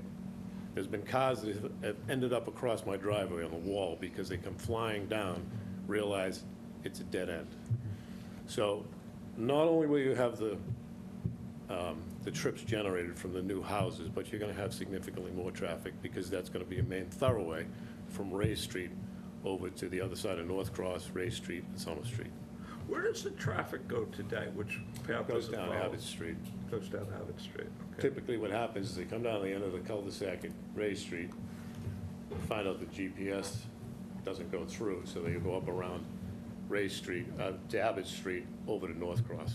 They take a right onto North Cross. Is your sense these people aren't from North Andover, or are they from North Andover? I'm just trying to get a sense of. A lot of them are delivery trucks. Yeah. And service vehicles that are not in the area. I would think by now that anybody who's a North Andover resident would realize that We also, you know, we have a couple of not a throughway signs, but people don't read those. Yeah. So that's one concern. And another concern, I didn't comment on this, on the terms of the sidewalks, because I know a lot of our subdivisions do not have sidewalks, but given the sensitivity of the amount of children in the area and the proximity to the Sergeant School, I think that would be highly recommended if that was looked at by the planning board. I have another question on the infiltration system. It's a wonderful idea, but all of us know in this room that the if it falls on the responsibility of the DPW, they do not have the manpower to maintain them. So the only time that those type of systems, as well as the catch basins that are in the roadway, are maintained is when there's a blockage. I can tell you on Abbott Street, like this winter, the catch basin was blocked up for, I don't know, probably 2 or 3 weeks, to the point where the road collapsed. So it's not maintained. And now we're proposing a lot of these infiltrations, not a detention basin or a retention basin. We're proposing a lot of infiltration systems. And I understand it's within the stormwater regulations. It becomes a question of who is going to maintain it in the future. It doesn't affect me. It probably affects the new homeowners and affects the town overall. So what you see in my comments that I've raised, obviously they affect me because I'm in a butter, but they're all also for the overall welfare of the town. So those are my main points.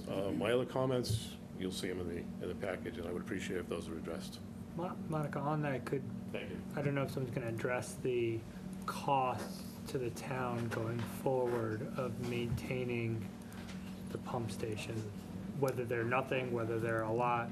It would be, I think, useful information. I'm not sure how much it will play into it, but of what that would cost going forward in terms of maintenance and things like that on an ongoing basis. I'll check with John Borghese, who's going to be supplying the comments, and see if he can add a section on that.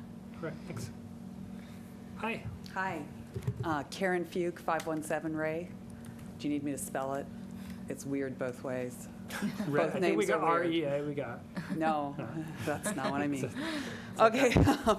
So a couple of things. I echo the traffic issue. I think that is a serious concern, and it needs to be considered and addressed. I think that if you do make it a cul-de-sac, that could be a reason then to not have the sidewalk, right? Because there's not going to be as much traffic, so that you could play off those two things against each other as potential things. I'm also here just kind of seeking information. Like, where's the pumping station going to be? If you could indicate that on the map. Down towards the culverts on lot 7.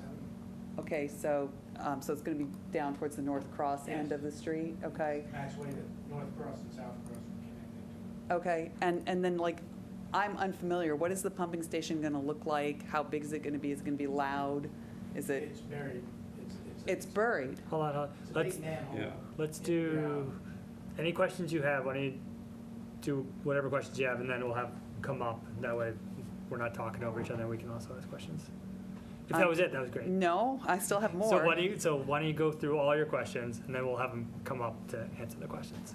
Okay, I'd like to understand what the housing specs are. Are they going to be similar to the houses in the area? I'm interested in the sewer connections, and I understand that there is a sewer currently, but that it is not working, like it's not connected to anything. I'm interested in which houses are going to be connected with the sewer. This doesn't affect me personally because I'm on the corner of Summer and Ray, and we're connected to the sewer through Summer. But I'm just interested in that. I'm interested in if we're going to be burying the electrical and cable all along this new subdivision, and then we also have the sewer connection. Is it possible to go through and bury electrical and cable along the rest of Ray, since we have, if we're going to have to dig things up anyway, why don't we do that? So those are my questions. Okay. Do you want to come up and answer the ones that you can? So the first one was kind of more detailed description of the pumping station. Pump station's underground, so it's basically a big manhole and the pumps are in the manhole.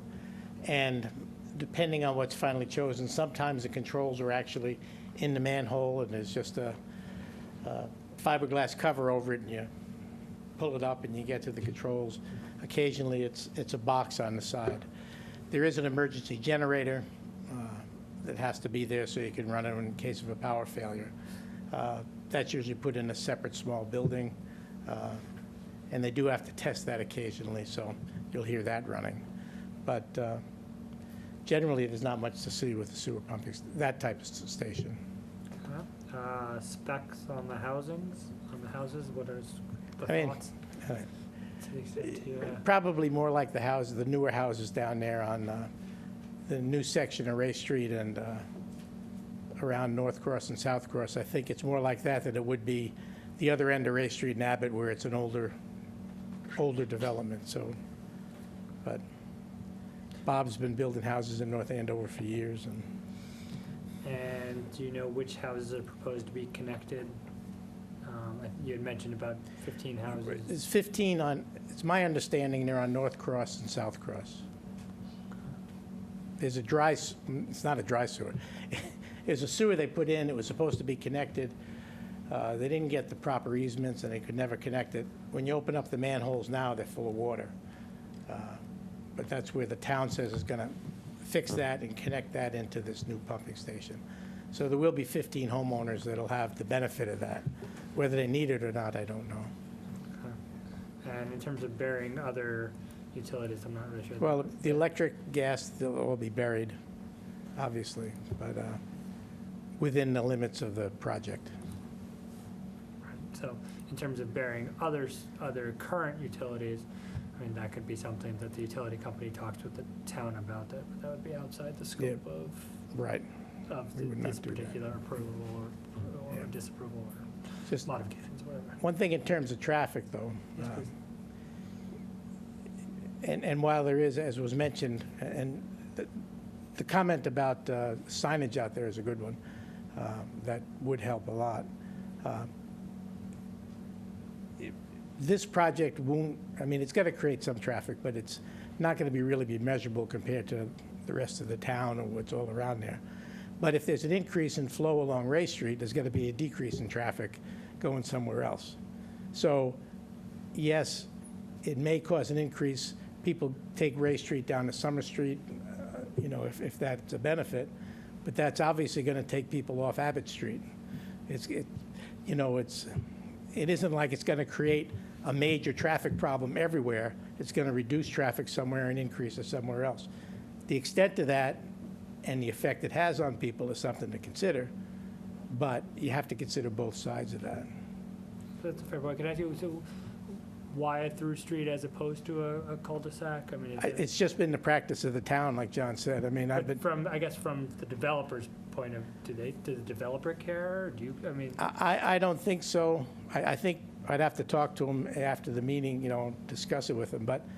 And there is a problem too. When you get up to the section of Ray Street up near Abbott Street,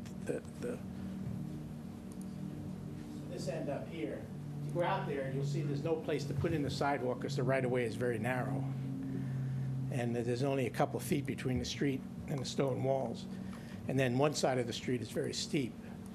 So if you put a sidewalk in, you're going to have a real hard time putting it in that end. You could put it on this road, and it would connect down the other end of Ray Street. But that upper end, very difficult. I don't know how you'd fit it in without really rebuilding, affecting people's front yards and whatnot. But that's something we can provide you some more details of. Yeah, and if you could talk about it, at least from we'll obviously have, I think it's been an interesting discussion already about cul-de-sac versus through street, and I think these comments are helpful, but if we could get some input from the developer's perspective about not a possibility, is a possibility, just be helpful to have that information. You can always put in and we used to do it a lot years ago as well, if you remember, temporary cul-de-sac. So you put it on an easement, you provide the right-of-way through, put the cul-de-sac there. That was for potential future development. But if it's found out, so you build it, you put it in the cul-de-sac, and if in the future you find out, for whatever reason, it's more beneficial to have the throughway, then you could eliminate the cul-de-sac and you could connect the roads through. But that's an option as well. Okay. Yeah, I mean, that was more a function of the fact when there was more land, and that you Right. would build one subdivision, go up to the edge of the property line, have a temporary cul-de-sac, and then if it ever continued, you would continue the road through there. But there have been some cases where it stopped. I mean, it Some just, cases. for whatever reason, it never was developed for others, so. All right, thank you. Any other questions or comments? I have a question. Okay. Mike Connolly, I live on 481 Ray Street, little piece of Ray Street that separately connected, and I can just tell you that it's hard to get pizza delivered because no one can find my end of the house, the street. The question I have is related to capacity. There's no sewer line in front of my house, so my house and about, I think, maybe 2 or 3 other homes currently are the only homes that would have no dry sewer or sewer line in front of them. And my question isn't for you to put a sewer line in front of my house, but would the pumping station have capacity if we later went down and accessed the pumping station? That was the question. So I think that's a question probably for our Yes. DPW. So if we could get in the DPW comments, just some guidance on what might be feasible in the future. Michael Maroney, 21 South Cross Road. I have a couple questions. We've gotten the sewer. I mean, my understanding is, that the carrot being held in front of some of us is that 15 additional homes will be able to get the hook to the sewer, but I'm hearing that the town needs to do something for me to do that. Is there any commitment from the town that, I mean, that sewer right here is 30 years old. It may or may not be operational. I mean, you put the pump station in, it doesn't mean no good if the town is not going to commit to making sure that sewer system works. Fair My question. other big concern is that, well, and I'll also go with the traffic flow. I mean, I live there, I don't know how many times we've gotten a call from somebody with a GPS, a friend coming to visit, saying, I'm looking at a dirt road. How do I get to your house? And you have to tell them, back up, go down Abbott and everything. But the most important thing I'm worried about is the drainage. I'm hearing all this water is gonna run into Mosquito Brook. Well, I should have thought ahead of this for litigation or something, but I mean, my backyard floods. I have water come over that wall into my backyard already. And now I hear that there's gonna be additional, there's my house right there. That's a good day. I mean, I should have thought on a bad day to go out there and take it. But that's my property, and I'm concerned with all this runoff. Where is it flooding from? Which direction is it flooding from? Well, that was another suggestion I have. This thing here should be up on a map when we talk about it, so I can know about it. But I'm like right here, Okay. and I'm going to assume that these are going to be expensive homes. And when I look at this plan, there's already runoff going to come. They're going to be, I don't see any pools, any tennis courts, any basketball courts, any driveways. That's all going to be more runoff into this. And I'm concerned that, about 10 years ago, I had people come out and say I couldn't put an addition on my house because I was near that. Now I can probably put a dock up to my house and put a boat there. So those are my concerns. Are you getting flooded because of the beaver dam? Yeah, well, that's the other thing. You go out there now, yes, the beaver dam does not help. It's making this worse, and, so what's going to be done about that? Yeah, there it is. But what can be done about that? I mean, I don't know. They have more rights than I do. And then, I mean, that's not a laugh. I mean, I'm sorry. So what, I mean, right now it's a drought. So that's my other concern. That right there, from what I can see, is Lot 7. So I'm wondering, what's going to happen to Lot 7? What? Well, That's Lot 7. I mean, I don't know, to me, it's like, if I'm going to build a home there, I'm going to be a little bit concerned about that. But So, that's all I can say. So, I mean, that is the one that's got the border or in the wetland. Yeah, well, that's it, right there. I mean, you go, right now it's a drought. We noticed that there were these pink ribbons put around the trees, a while ago. Well, 3 months ago, before there's no drought, those ribbons were underwater. So, I mean, it was interesting.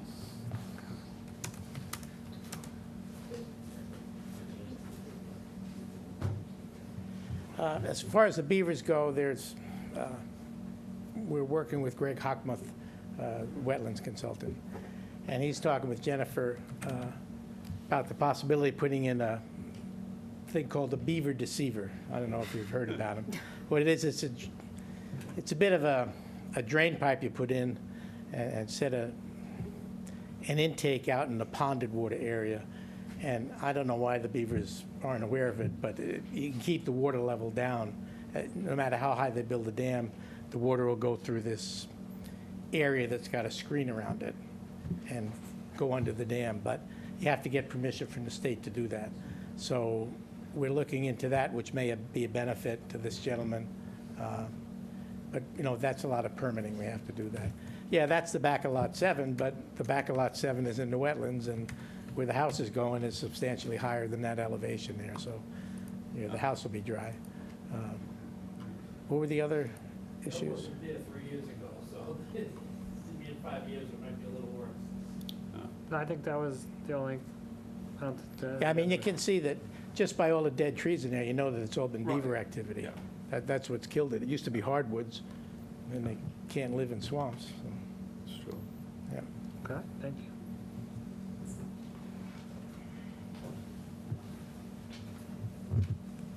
False starts if it's going,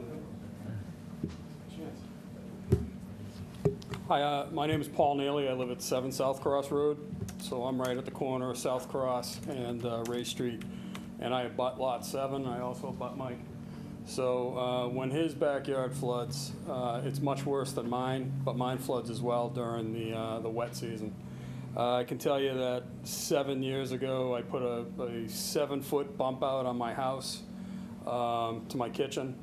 It was 84 square feet total, and I was required to grant an easement because of the wetlands in the back. So I'm prohibited from doing anything for, I think it's a 25-foot strip of land that runs the full length of my property. So I'm just interested to see, you know, and I'm probably 75 feet away from Mosquito Brook, so I'm interested to see, you know, what's going to be required for Lot 7. If I had to jump through those hoops, it got pretty ridiculous there for a while.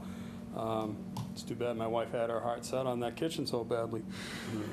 One of the comments I had was just looking for, I don't know what this means, but they're looking for a waiver from the site evaluation statement because it's a 6-lot subdivision with one dwelling already on the property, so only looking at 5 additional lots.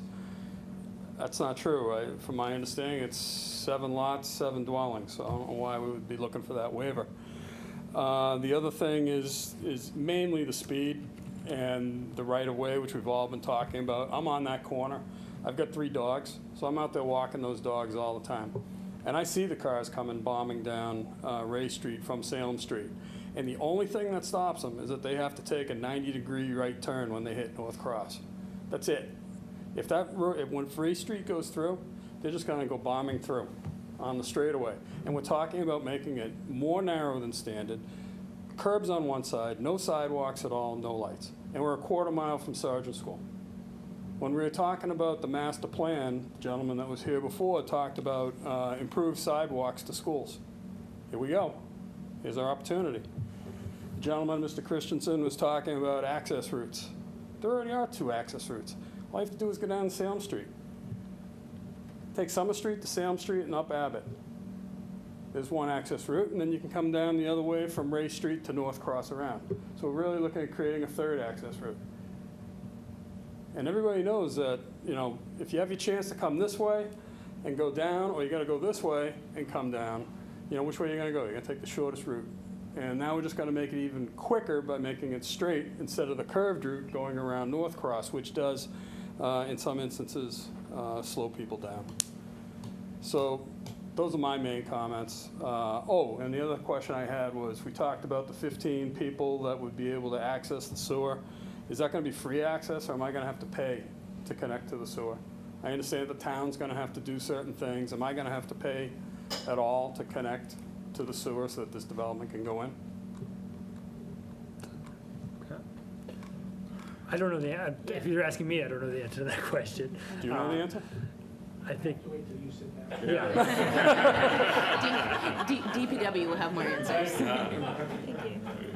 So on that last point, I think we'll get answers from the DPW in their comments.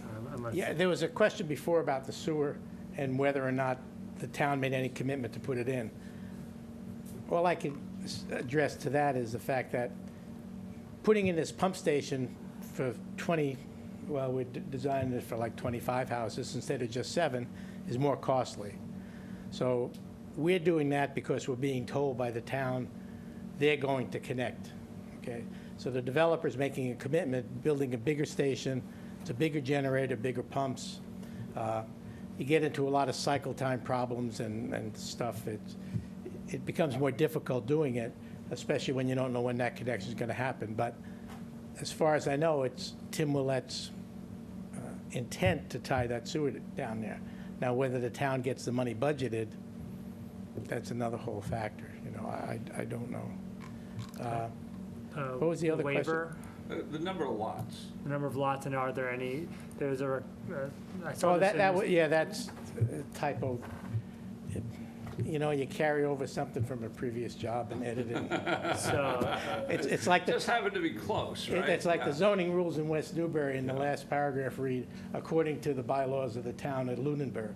So Beals and Thomas, when they wrote it, didn't edit it out, but, you know, you get, it is 7 lots, it's not 5, and 7 lots, and there's no, there's no existing house, no. okay, all right. But there was another question about, what was the other question about the sewer? Will you have to pay? I don't know. I don't know if there'll be an assessment. You know, if you put in a new sewer, there's always an assessment on the houses along the way. I don't know if they're going to do it on this We'll try one to or not. find answers to that. We don't have them But we can ask, currently. that's all we can do. Okay, thank you, Mr. Christensen. Anyone else? We definitely should do a sidewalk on this. Yes. I think it's really important to go out and to see it. And given, actually, when people said about traffic, we may want to do it a little bit differently than, you know, the normal Saturday morning, to do it maybe at a time where there is more traffic, so that we can actually see it, because it really would be helpful to actually visually see it. If we're gonna do that, I would make the recommendation that we either do it in the next week or two while summer fun is going on, which is much less traffic at Sargent than on a typical school day. Because I think others, what I've heard from others, they share the concern that it's around the school time, because that's when the traffic's the worst there. So I think we either do it quickly while summer fun is still happening there, or we wait until school starts and the normal traffic pattern with buses and cars in that area at the school drop-off time. What do we have for timing in terms of making a decision? So the application was submitted on June 14th. You have 135 days from plan submittal to take action. So we're looking at late October. October 27th is a Saturday, so. So then, I mean, at least the way I see it, we still have a bunch of questions that we still have, and there's gonna be, I think it makes sense to do it, but I would say probably September, but I'm not sure what everyone thinks. Yeah, I'd like to see it in action on, I agree with you, John, but I'd like to see it in action on like a school day. Yeah, I just worry that, I mean, maybe we could do one, you know, as Jennifer said, well, this thing is, and then do a recap, because I think if you don't do it early in the process, you're gonna miss a lot of stuff, because, you know, come September, we're gonna get close to the point where we're thinking about conditions and, you know, which path we wanna go down, so I'd almost, yeah, do it sooner and then follow up. I mean, I think we could do it again, you know, where, you know, you probably don't want to wait until then to do the traffic study, because that would be too late in the game, but, you know, certainly, you know, the advantage ends up being is we could all go out on our own and, you know, spend some time there when school's starting anyway, so. I can't overemphasize how different the traffic pattern is in that neighborhood, on those particular streets, on a weekday between 8 and 8:45 than from any other time. During the school year. So I just think that if we do it now, I think it is critically important that we also all appreciate what it is like at school time when there are cars flying down there and children walking to school. But I thought you said if we did it in within a week, we could see Well, something. there's still summer fun happening there now, and I think it goes for another couple of weeks. But, so there is some drop-off, but it is a much different and much smaller group of kids. I think there's, what, like 80 or 100 kids at Sargent now for summer fun, as opposed to, like, I'm looking at Eric, what is it, 500-600 kids that go to school on a I regular think the day. queuing system is different too. But, Yeah. but I think we could still go out and see the site and see the land and things like that. We may need to do another one to kind of get an impact of the traffic. I'd be up for doing two. Okay. I mean, it's not like I'm looking for another thing to do with school drop-off time, but Right. I do think it's important No, I agree. to see it. What I wanted to say, if you're going to be doing, if you're going to conduct a site visit on your own, this is something that will have to be advertised. Yep. So Do we have another comment before we do that? Yeah, just one other comment. I'm Rich McElveen, 57 South Cross, so I'm the last house on South Cross. And I just want to make the point of, I think this is a pretty good opportunity for these houses, and, I think a cul-de-sac could be the solution. I understand there's concern about traffic. But I've been in that house for over 20 years, and we've had some septic issues. I've tried to talk to the town numerous times about this and felt like I've never had anyone want to listen to me and some of our neighbors, and it's a significant issue. And my concern is, if we don't take the opportunity right now to this is an elegant solution also to solve this problem, my concern is 20 years from now, we'll still be saying, where's our hookup? And I think it's embarrassing as a homeowner in this town that we're not hooked up to septic. Okay, thank you. In terms of a site visit, Up to you. okay. Friday? Friday as in this, I can't do this Friday, I could do next week. Next week Thursday, next week Thursday, would that be good for people? I'm out of town next week, but I'm familiar with the area. What's good for the most with John, Aaron? If we're gonna do it, as we said, differently in the morning, I'll just pick a day. I'm pretty sure I can make it. I'll just go to Ditto. work day. I can arrange my schedule next week. do you know what the times are for drop-off for summer fun, so you get at the most efficient time? About 8:45. 8:30. Yeah, It's 8:30. So how about 8:30 Thursday, August 2nd? I could do that. Okay. So we'll do, And Jen seems to have a familiarity with the area. Where should we set up shop? I guess it's really up to which way they want to access it. You can either put it in your GPS and see the paper road. On Abbott Street, there's where Ray Street meets, there's a big triangle right in the middle, maybe right there, and you can walk it that way, unless if the primary interest is looking at Lot 7, I would approach it from North Cross or South Cross. Where are we gonna see the traffic? The triangle? Triangle. so Ray and Abbott? So when is it again? 8:30, Thursday the 3rd? The Thursday the 2nd? Thursday the 2nd, 8:30, so Monica, if you could post that site visit.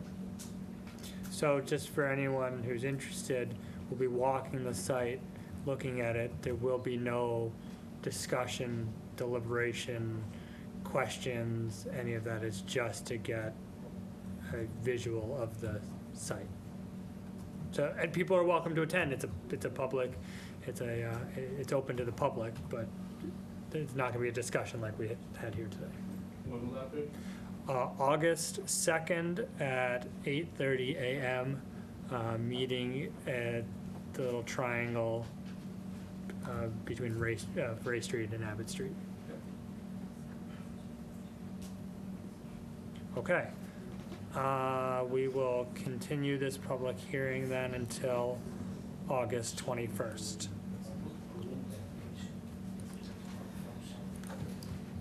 Thank you for the presentation and for answering all the questions. Appreciate it. Thank you very much. Thanks for all the public comment. Yes, thank you. Thank you.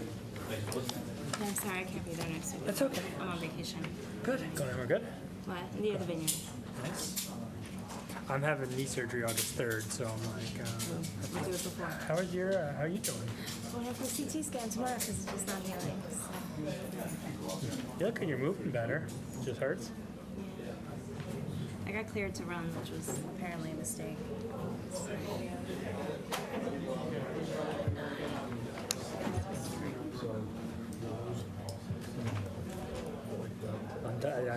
I'm tired too. You don't have to run. We're gonna take a 2-minute recess. I want to stretch too. All right. Cue up the next ones. We're getting there.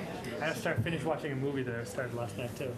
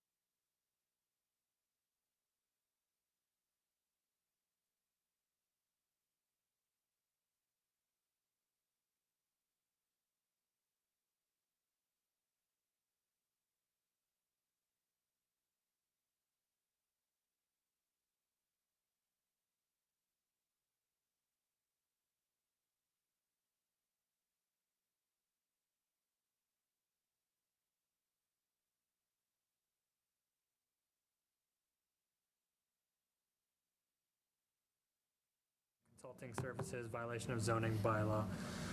This is one we heard earlier in the year.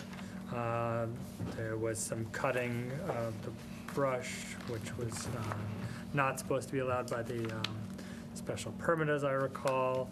Consulting services were hired and had spoken with Concom, and there was a plan put together for fixing the violation, and we're just going to get a little update on that. Yeah, thank you. I'm Bob Prokop from Wetland Consulting Services. I haven't been before you folks before, but as you know, there was cutting occurring right near the lake. In early June, most of the slash that was left on site was removed, along with 2 derelict buildings, not exactly sure what they functioned as. So those have also both removed. With the slash, most of the slash removed and the buildings removed, I was able to come up with a new planting plan for the disturbed site. The original site, the original planting plan I had provided focused the plants on the outside of the forested area. But that area actually was already quite stable. So instead, I prepared for the Conservation Commission a new planting plan that focused on the interior portion that was cleared, particularly where the old buildings were removed. And that involved, hang on one second.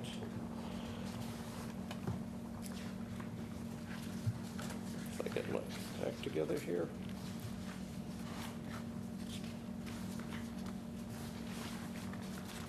Planting a mix of trees and shrubs within the actual disturbed area, which included planting black birch, gray birch, blueberry, silky dogwood, winterberry shrubs, and then cinnamon and royal fern. These are going to be confined, again, just to the area that was cleared when the buildings were removed. We also left, or I also asked to leave, a row of sycamore trees, which was in the original planting plan, because I thought that would add a little bit to the area. Sycamore trees you don't see a whole lot lately, and they grow well in this kind of condition near a lake or near a river, something like that. So the commission approved the new plan We did request, however, that the planting not occur until the fall, because there's not a real, there's not an easy way to water the plants, and given the, whether how often we're going to be in a drought, or if we are in one still, I don't know. So the commission agreed to delay planting, which had to be done by October 15th. So, but basically, the area that was cut previously is really regenerating quite nicely. There's no erosion issues. From what I can see, there hasn't been any contamination into the lake. There's no herbicides applied to any of this area, so water quality should, basically be unchanged. So effectively, yeah, we're just going to replant the disturbed area once they remove the old buildings. That's my story. Is there a fewer number of replantings under the revised plan? Let's see. I think there is a, oops, sorry, I'm tangled up here. The new plan has, 5 sycamore trees. Let me see if I can count them all. Wait a minute, I think it's mostly the change in the shrub density. You don't happen to have the other plan? No, you don't, showing. We have, let's see, 8, 16, 22. We had 22 shrubs proposed and 5 trees proposed in the original plan.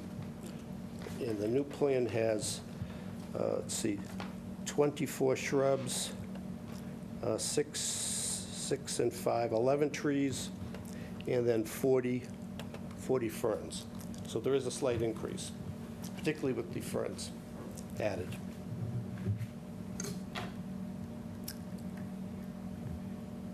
Okay. Great, thank you. Okay. Anything else I can do for you? I don't think so. I think we don't need to take any action on that, right, Monica? No, this was your chance to ask any questions and decide if this is something I support. Well, yeah, keep it up. Okay. Thank you. Thank you. All right, let's do introduction of Trinity Financial and Royal Crest Estates study. Good evening.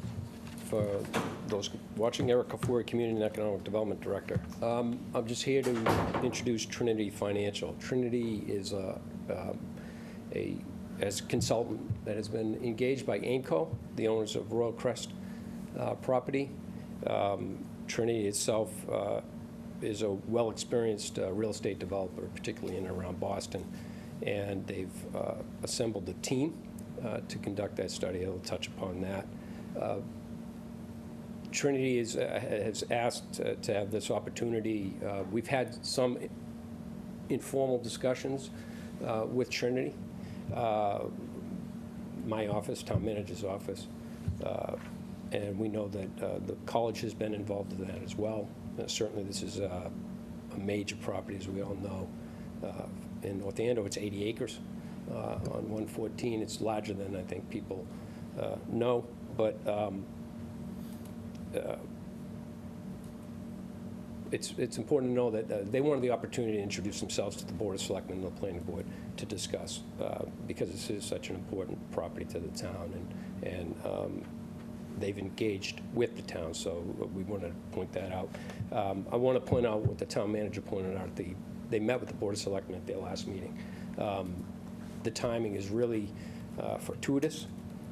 Because one, Trinity has been following our master plan, but on a practical level, Mass DOT is designing a major infrastructure improvements to 114, which I believe should hit the ground, if everything is scheduled to hit the ground, in October of 2020. We're talking about a $17 million job, and so it's critical we get that project right, with potentially, some things that we think may happen in and around the college in Royal Crest. So with that, I'd just simply like to turn it over to Eva Ehrlich to introduce.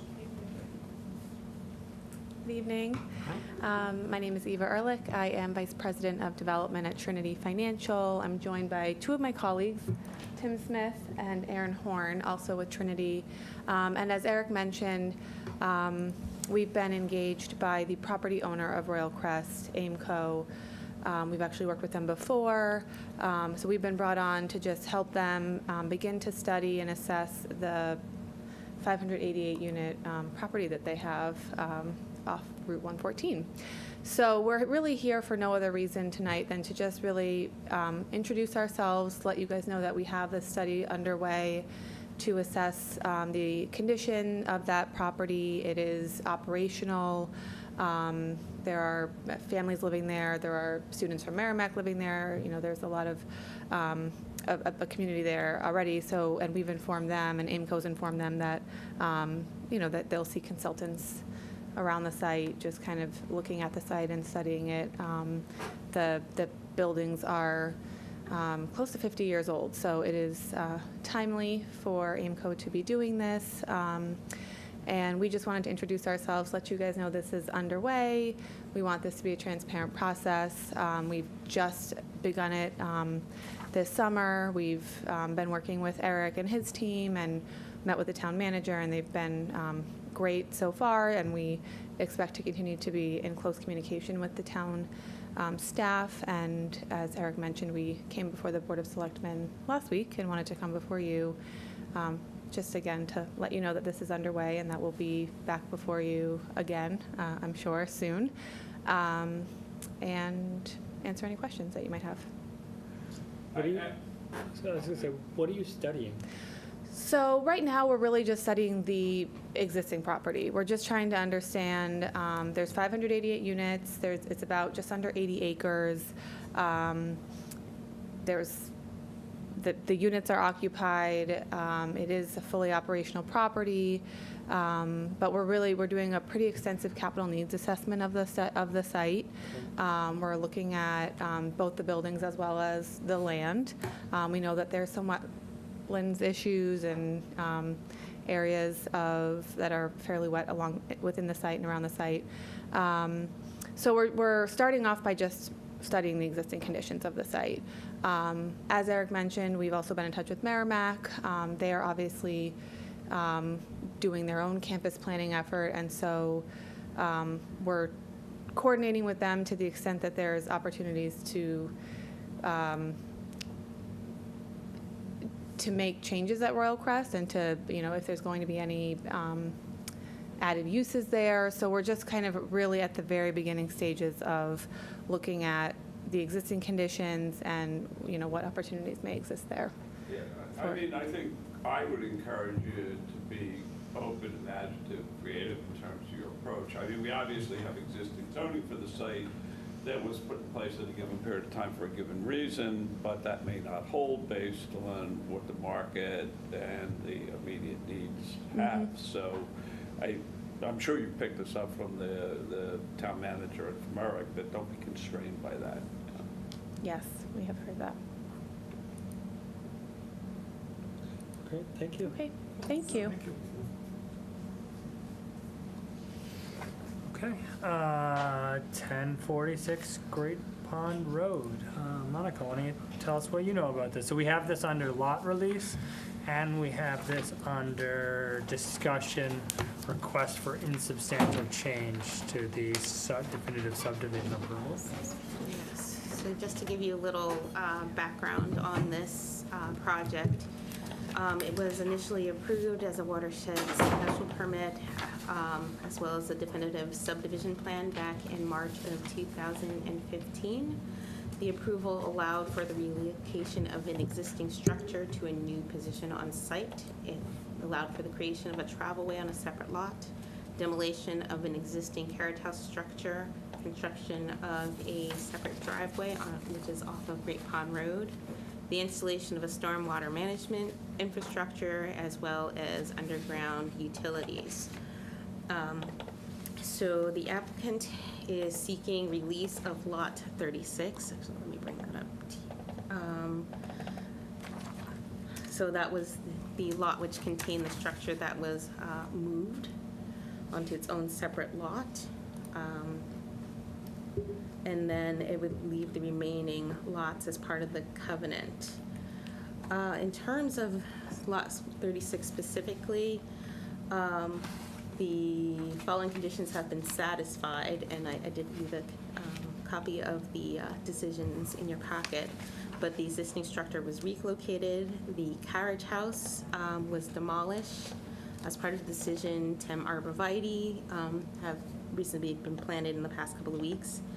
The site has been loomed and seeded. Most is grown in and stabilized, but there are definitely some sections that are not.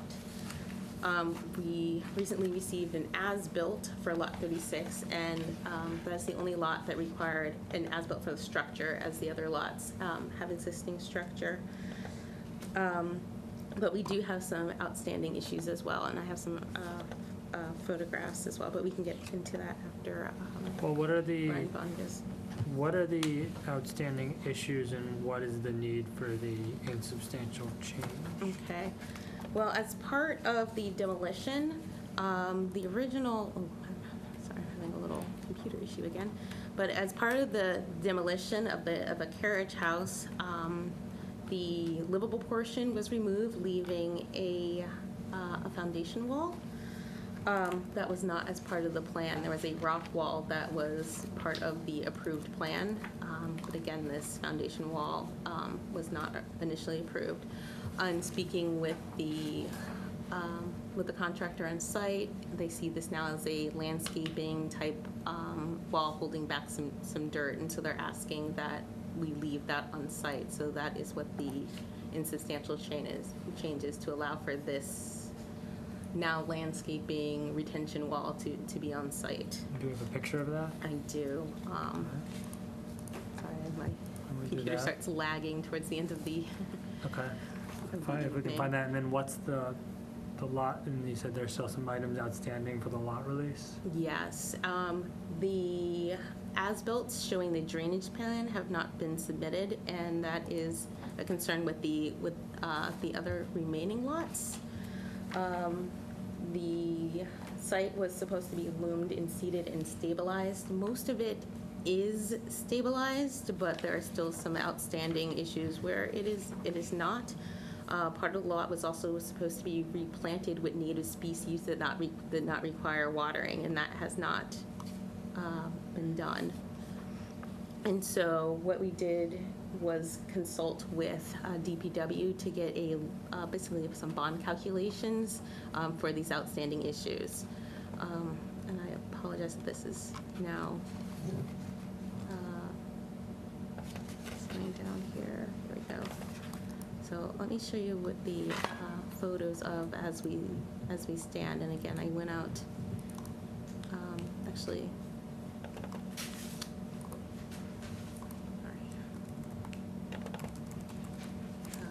Actually went out this afternoon to take some fresh photos to show where we are. Okay. I'll back up a bit. All right. So this is actually the lot where the infiltration or drainage system is to be.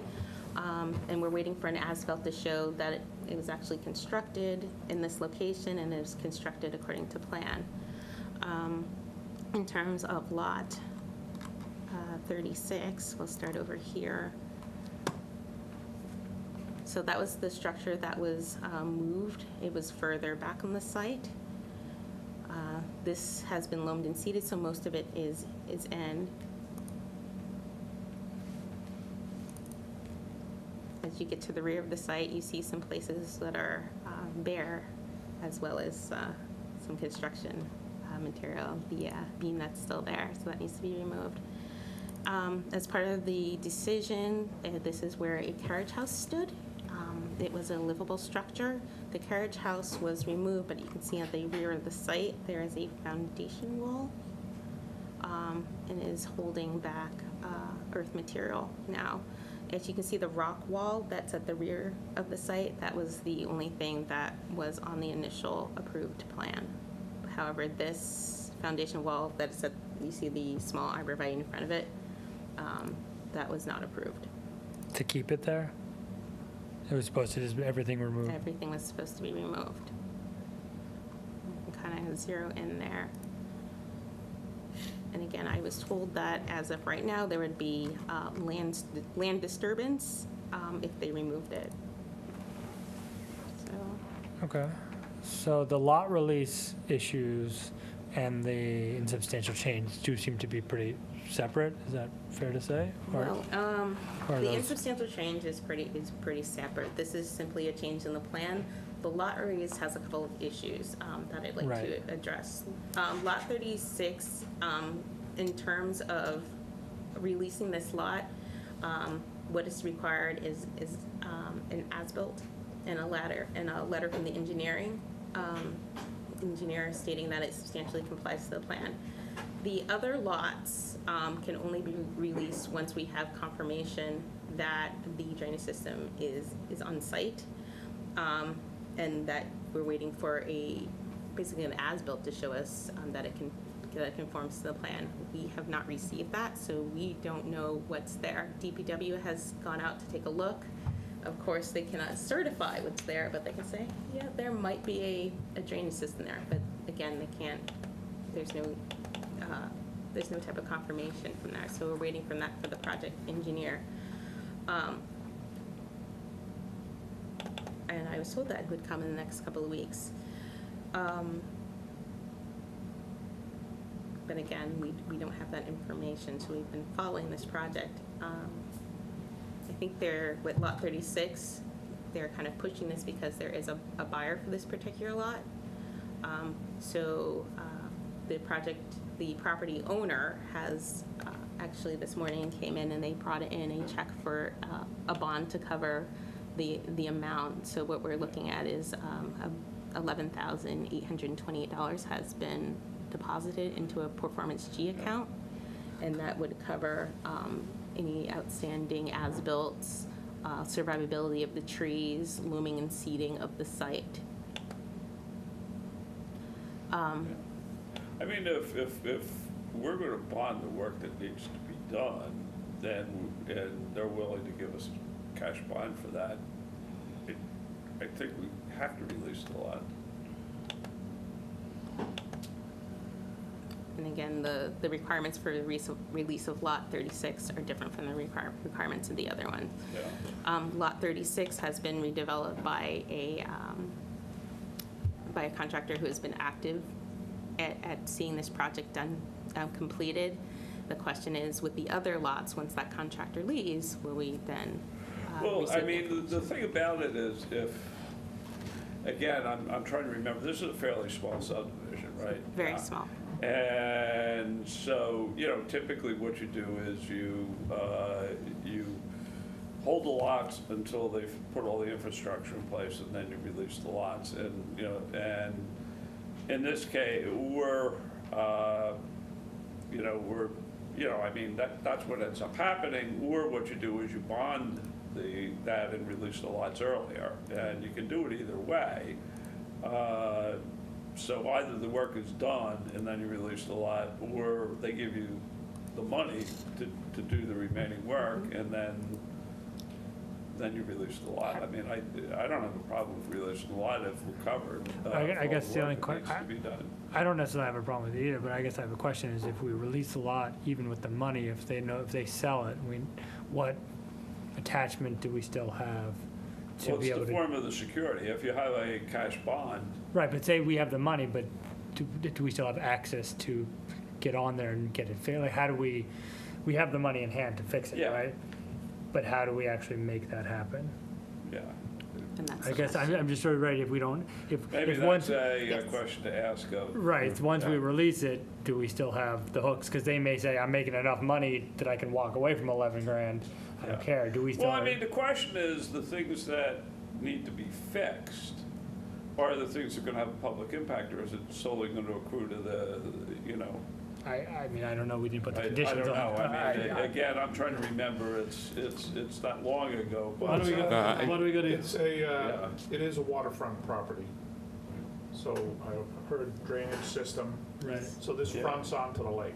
Yes. Yeah. So in terms of public impact, if there's a drainage system in question, fronts onto the lake, it's well inside the So in the watershed. same way we have it with any of our, the ones we released the bonds with tonight, it's no different than those in a sense. We have $4,000 bonds for projects done in watershed.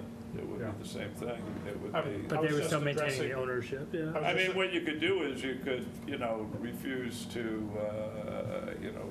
revoke the occupancy permit or whatever. I mean, So John, I was just addressing the question you posed of, whether it's just internal to the property or impact on. No, I understand, but yeah, I guess it's a little bit, we technically would run into that exact same problem with any project. Well, why don't we, But we can. you've been waiting here for 3 hours. Yeah. Brian Vaughn from Smolak and Vaughn, representing the seller, Mark Ruddock. So this might refresh your memory and make you feel a little bit more comfortable. I know I didn't do the permitting, my partner John did, but I am familiar with it because I did all of the declarations of easements and restrictions and such, so I was familiar with it. But the decision, John, when you granted it, specifically provided, so it's a 4-lot subdivision, 1 lot being the private roadway, which is never going to get developed. The other 3 lots being the house lots. Originally, there were 4 lots on an estate property. We took 1 down, 2 stayed exactly where they were. We moved 1 further away from the lake towards the street and put a driveway to the street, and we put in a drainage system.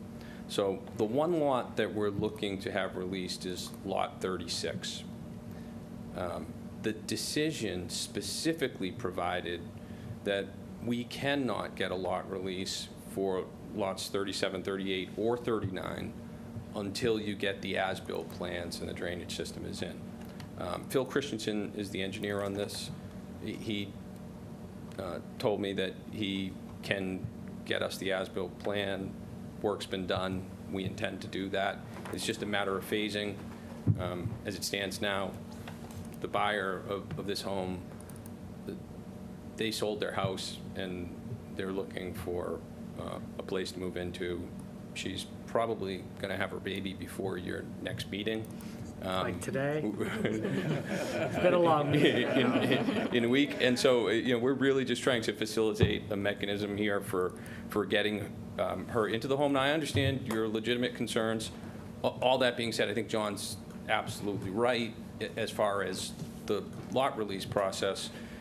In the decision, it specifically said that lots 37, 38, 39 cannot be released until we get the as-built plan as to the drainage system. The drainage system is actually only on lots 37, 38, 39. It is not on lot 36, which is the one we're looking to have released. So,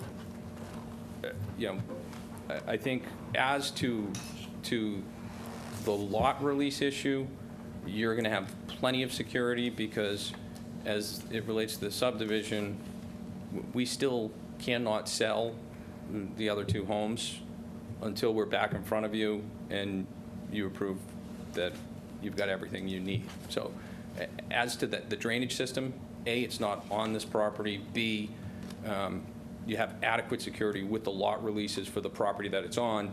And C, we've actually already posted the bond, which included $5,000 towards making sure you get your as-built on the drainage system anyway. So I think as far as that's concerned, you should be pretty well protected. Well, maybe it's, 'cause, again, I want to say yes. I think it makes sense. I'm just trying to think it through that. Give us a bond for, was it $11,000 in case this work doesn't get done with the plantings and the sodding and all that stuff. But let's say it never gets done. Now we have this money. How do we have a hook to actually go and do the work? Like, who, the new owners, we don't, the lot's been released. No.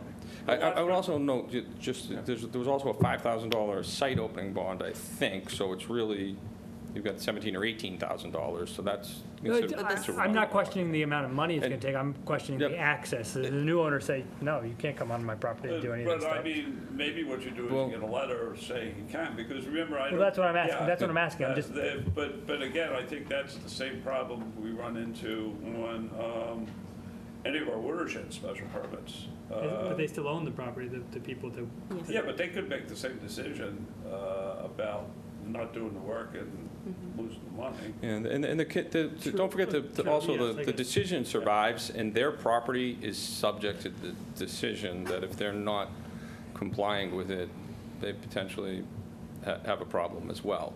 I think the other thing to think about would be, and this kind of comes back to the separate issue, which is the request for the minor modification, is as far as actual work to be done, I don't know that there really is much work left to be done on 36, so much as it's a matter of the typical things such as, growth and those types of issues. So, for what's left, there definitely is enough incentive in terms of being enough money that my client isn't going to walk away from it. Secondly, I don't really think there is much work with respect to Lot 36, assuming the approval of the minor modification. I guess, I would think that, as to your point about access and such, one of the things that I would probably want to do, and I'll talk to her attorney, is just make sure contractually we also reserve the right for continued access for purposes of complying with the conditions, so as to get our money back. And in doing that, I would also then request that it would be us, and the town as well. And I don't think that they would have any problem with that. I know that they're going to want us to make sure that we comply with all of the conditions. So can we make that part of the insubstantial change? I mean, we have to, if we're going to release the law, we just have to sign. I don't know that we can sign that with conditions, because you need that release to be able to move forward. Right. So maybe we can add that as a condition. I mean, I think your language makes sense if we could add something along the lines that there'll be a part of the agreement. So add that access. Would you want to add it so that we get the access right from the new purchase, or for the benefit of both us and the town? Right. Yeah. Yeah. Okay. And the substantial change, I mean, going into this, I was like concerned, but I've seen the picture. It seems fine. Yeah, the one thing I would note about the insubstantial change too, and Monica, I don't know if you can go back up to the picture, I it's will go easier back to just there. to show it. Just give me a moment.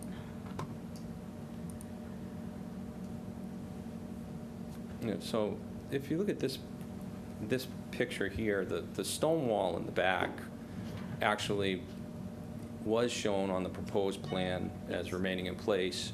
And then you had the patio area, which the reason the stone wall, I think, was intended to stay was because the patio area was going to stay.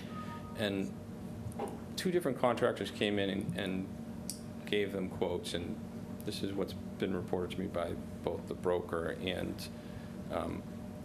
one of the contractors. I was not involved in this process, but their concern was that patio area, the foundation was actually what was the support for the patio area. So in removing that foundation, now you're removing the support for the patio, you're going to have to then replace it with some type of a retaining wall, which also wasn't shown on the plan.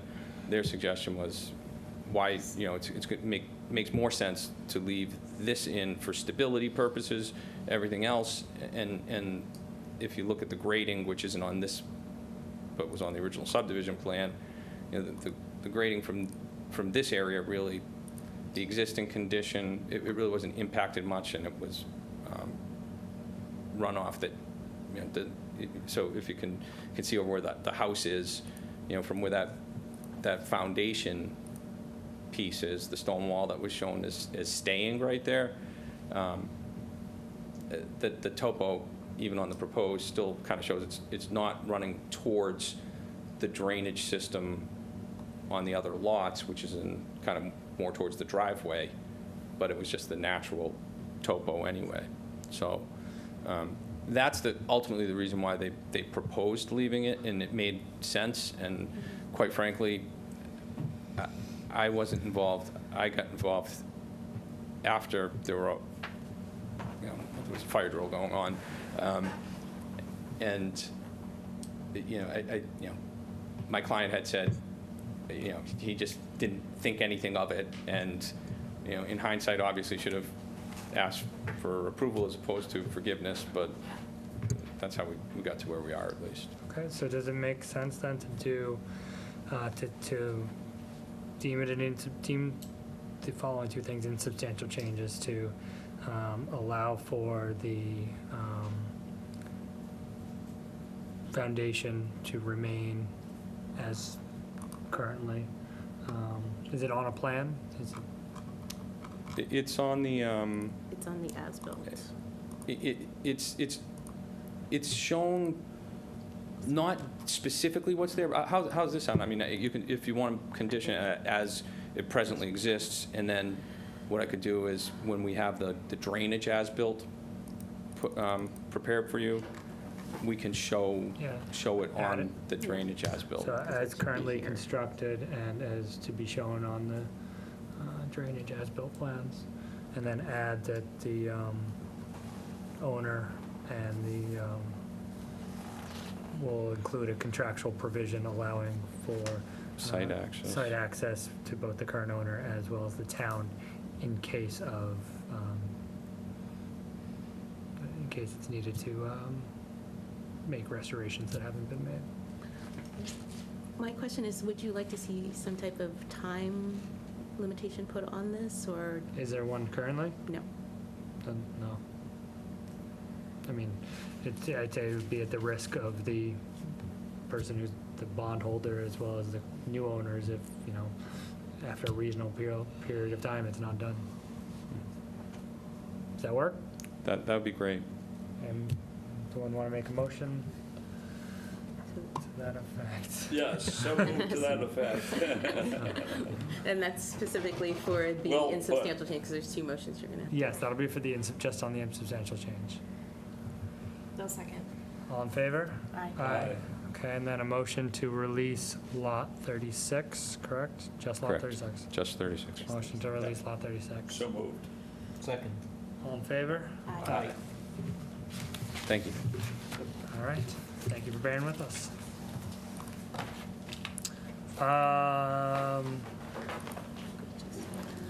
John, working group Old Center zoning review update.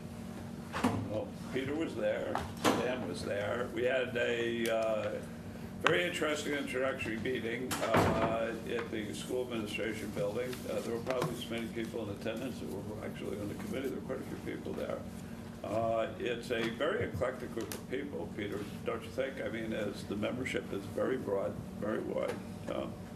And trying to remember, there's a representative from the church, the Old Center Commission, the Historical Commission, the Historical Society. Lodge.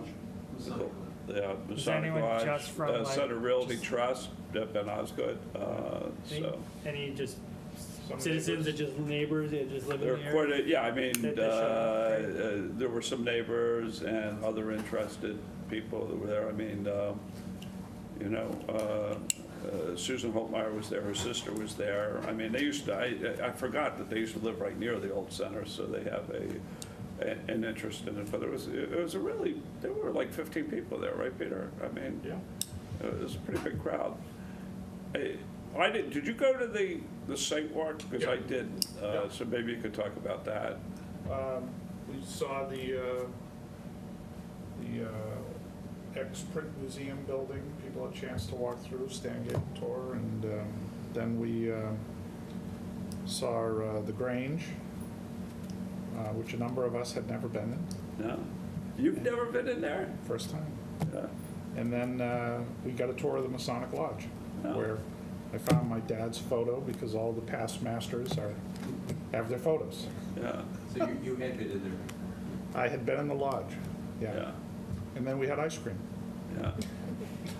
Well, I will say it's really great that, that it all started with like a request for a zoning change and that it's actually transformed into something that will hopefully really be useful to the town, and that it didn't just kind of die on the cutting room floor when the whole zoning change didn't issue. Yeah. So that's great. Thank you guys. So we meet again on Thursday, right? I think it's the day after tomorrow. Yeah, that's right. Yeah. Hard to believe. That's our main task now. Yeah. Sounds like there's, still a lot of work to do, because Stain still has an empty building. Yep. Oh, yeah. There Well, is. the interesting thing that came out of really our first meeting was more information that I was unaware of. For example, I did not realize that the Kachikwick Lodge building was already zoned B1. I thought it was zoned R3. So, and I was unaware that Grange Hall has actually a special provision that it can use in the zoning bylaw that essentially is like its own little overlay. So it has another option for itself to be able to do things beyond its R3 zoning because of some special conditions in the zoning bylaw, section 4.3, as Mr. Osgood reminded us. So that just leaves us with our building with no advantageous path to get to where we're trying to go. So once again, it seems like the attention is focused back on us and how we Keep working at it.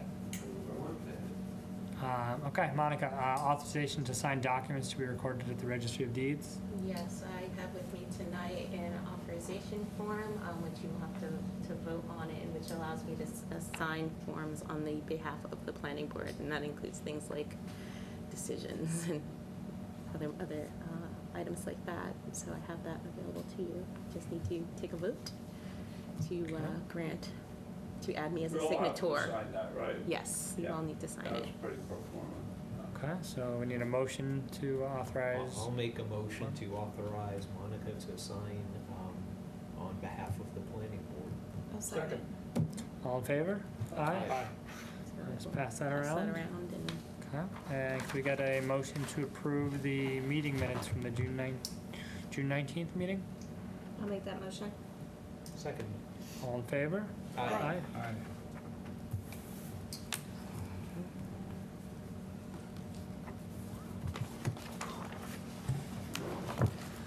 Anybody have anything else?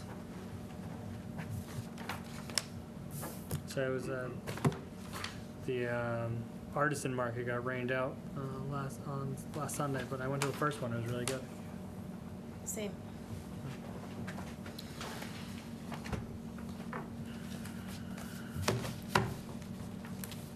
Oh, National Night Out, August 7th. That's the reason that we don't have a meeting on that date. I believe it's at the Atkins Center, the middle school, on the field there. It's a great night to celebrate with our first responders and police officers, firefighters, so you should go to that. It's a good educational and fun time. Okay, Motion to adjourn. please. Second. All in favor? Aye. Great.